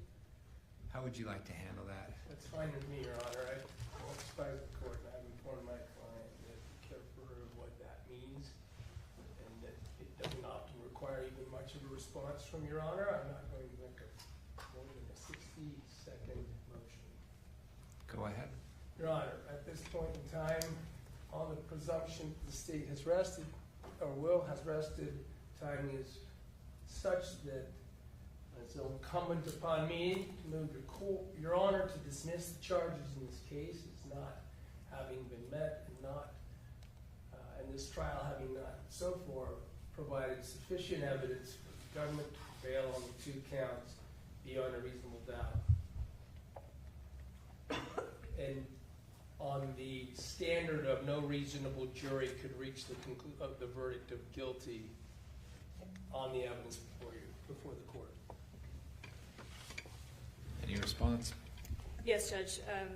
That being the standard, as the court knows, there is sufficient evidence that can be submitted to a jury on both counts. I'll start with count 2, obstructing justice. That one seems pretty clear. The defendant deleted at least 283 messages dealing with insulin, suicide, and insurance from her phone. The evidence was, at least in part, that there's indication that she began those deletions on, or at least did some of those deletions on, I believe, August 17th, after she had talked with police, after she was aware that an investigation was underway. And certainly the theme and topics of those deletions have to do with the crime at hand. Turning to aggravated murder, there's also sufficient evidence to submit it to a jury. Meggan Sundwall, who we have here, the combination of all of the forms of evidence, primarily the text messages, do demonstrate that she intentionally or knowingly caused the death of another individual. We know that Casey Terry died. We know she died by insulin overdose. And the intentionally or knowingly, the texts more than demonstrate sufficient enough to go back to a jury that Meggan intended to come and help her. Multiple texts say that she would do it, that she would keep administering insulin after Casey was either passed out or asleep to make sure that she kept her sugars low. The evidence supports that the defendant certainly continued to test Casey's blood sugar to ensure that it continued dropping after the point where Casey would have been unconscious. And the evidence supports both aggravating factors. There's evidence that the defendant was told by Casey that she was the beneficiary of a $1 million life insurance policy. There's evidence that supports that Meggan believed that, and that was the reason. There are text messages showing her escalating financial desperation to Casey. She even questions Casey about the legitimacy of the policy, and Casey is able to give her information that sounds credible enough that the defendant actually had a policy number and called the insurance company days after Casey's death to follow up on that policy. The second aggravator is that a homicide was committed by means of administration of a poison or any lethal substance, or of any substance administered in a lethal amount, dosage, or quantity. Again, the evidence is pretty clear that the cause of death here is exogenous insulin overdose. We heard testimony from multiple people, but most recently Dr. DeSalvo that said that 100 units, certainly anything over 38 units would be lethal to Casey, and the medical examiner and the toxicologist evidence were consistent that insulin, although other substances may have been on board, they were in therapeutic amounts and would not have on their own been the cause, and insulin overdose is what we're looking at here as the cause. And so and then I wanted to address with Your Honor, I know it was originally charged as domestic violence tagged offenses. although there is evidence that Ms. Sundwall and Casey lived together at a certain point, and I think the evidence would meet that requirement. The state has determined that there's really nothing to gain from that domestic violence tag, and so that's not something that we're going to be seeking be proven to the jury. So we can make that clear, and that's not going to be something that the jury will have to be instructed upon. Are you intending on filing an amended information, or do we not need an amended information? Or you're just not arguing that portion? We're just going to not argue that. We're happy to file an amended information procedurally if that's what the court prefers, but I think we have agreed that we're not going to seek that tag, and the jury doesn't need to be instructed on that. Okay, and that's your understanding, Mr. Williams? I know, but I appreciate that. I think there's ways for us to work it out either way. By amended information, we can talk about that. Appreciate Okay. that. It is not a time that I seek to point counterpoint to this extraordinarily difficult hurdle to overcome, and Your Honor gets to use all the evidence that has been adduced at trial at this point. So I'm not even seeking a detailed explanation for your ruling. I'll submit it. Thank you. This matter comes before the court on defendant's motion for directed verdict. The court has had a chance to has had a chance to listen to all the testimony and has seen exhibits that have been received into evidence. I will cite to State versus Montoya, found at 2004 UT 5, specifically paragraph 29. The evidence is to be viewed in the light most favorable to the state. When reviewing a directed verdict, the court is not free to weigh the evidence and thus invade the province of the jury, whose prerogative it is to judge the facts. Upon reviewing the evidence and all inferences that can be reasonably drawn from it, this court does conclude that some evidence exists which a reasonable jury could find that the elements of the crime charged have been proven beyond reasonable doubt. Therefore, the court will deny defendant's motion for a directed verdict. When the jury comes back in, I can let them know that the state has rested. That is on the record, so I think we're covered. What's the plan for the rest of the day? So the hope is that Your Honor would accommodate a scheduling for the defendant to present evidence beginning tomorrow.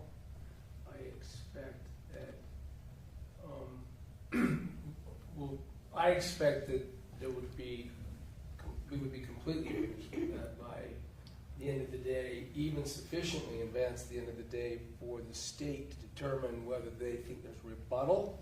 These are experts, so they've been on notice what they're about and what they're going to say. It's not for me to say whether they'll have rebuttal, but I want to point out that I believe we'll be concluding early enough that if there is rebuttal, then that could be accommodated. It will be my request that we, however, do not contemplate trying to close the case tomorrow. We've already talked about the imprudence of sending a jury tired from even part of the day to begin to deliberate. So I'm hoping that the court will accommodate the closing of the case on Monday. I think that will work. That's fine with the state, and hopefully, we've freed up the Monday, and then the jury has until Tuesday. If it's a long deliberation, they'll have plenty of time. Thank you both for talking about this. Oh, I have one other thing. I would prefer to stop by thank you, but of course. Our next witness comes from Logan. Is the court and everybody comfortable giving him an extra half an hour and starting at 9 tomorrow? Of course. Thank you. Yeah, we can start at 9.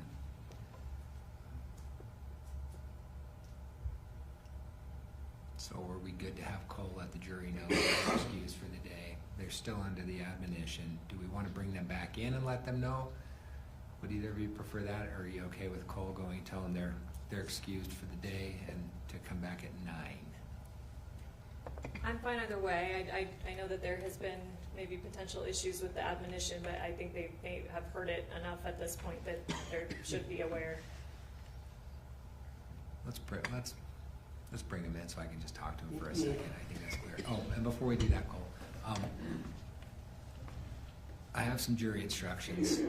They're a work in progress. We're gonna talk about them all. I want you to look at them and then you guys to talk about them, and then we'll go from there. So there's multiple parts to them for various reasons, and some you might get, some you might say, what is this? And that's okay. By no means are they final. They're proposals at this point in time. Two, we'll get those to you. Can we do that, Jalen? Can you email it to them? That would be helpful. So just so you'll have them this evening and tomorrow to look at, and we'll talk about. Hopefully that will be helpful.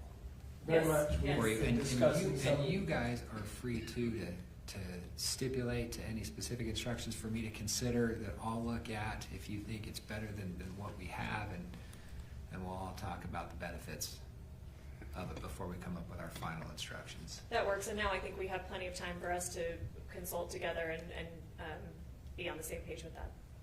Wonderful. All right, let's bring the jury in, if just for a moment.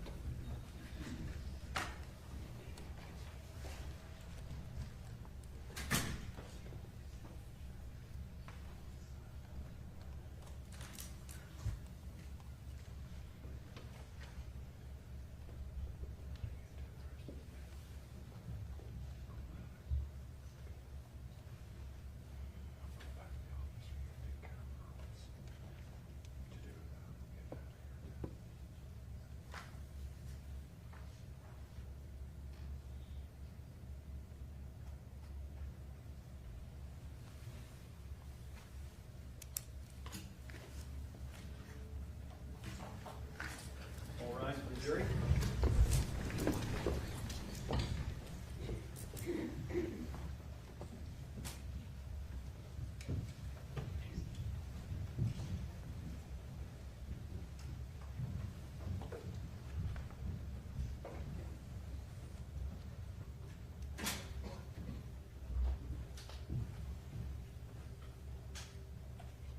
Please be seated. Ladies and gentlemen, jury, welcome back from lunch. I need to let you know that the state has rested. So their portion of the case, for now, is complete. The plan moving forward is that we are going to be finished for the day. So you're going to be excused. We all appreciate your patience in this matter. There's a lot of starts and stops to these kind of cases, and a lot of changes that happen for good reason. So we all appreciate your patience and your efforts. We're going to be excused today. Tomorrow, we're going to give you an extra half hour in the morning. So you don't need to be here until 9. I hope that will work for everybody. I assume it will. So we're going to start up at 9 o'clock tomorrow morning with our first witness, and we'll move forward accordingly. Is everybody okay with that? All right. I need to stress the admonition more, because the closer we get to the end, the more questions you may be asked from parties. And you've already heard my speeches multiple times, so you took an oath, and you're doing good. So we appreciate that. Before you leave, you are admonished by the court that it is your duty not to converse among yourselves or to converse with any other person on any subject of the trial. And it is your duty not to form or express an opinion thereon until the case is finally submitted to you. This includes no individual research on the parties, attorneys, or claims. All right, you got an early afternoon, and we'll see you at 9 tomorrow. Thank you. All rise for the jury.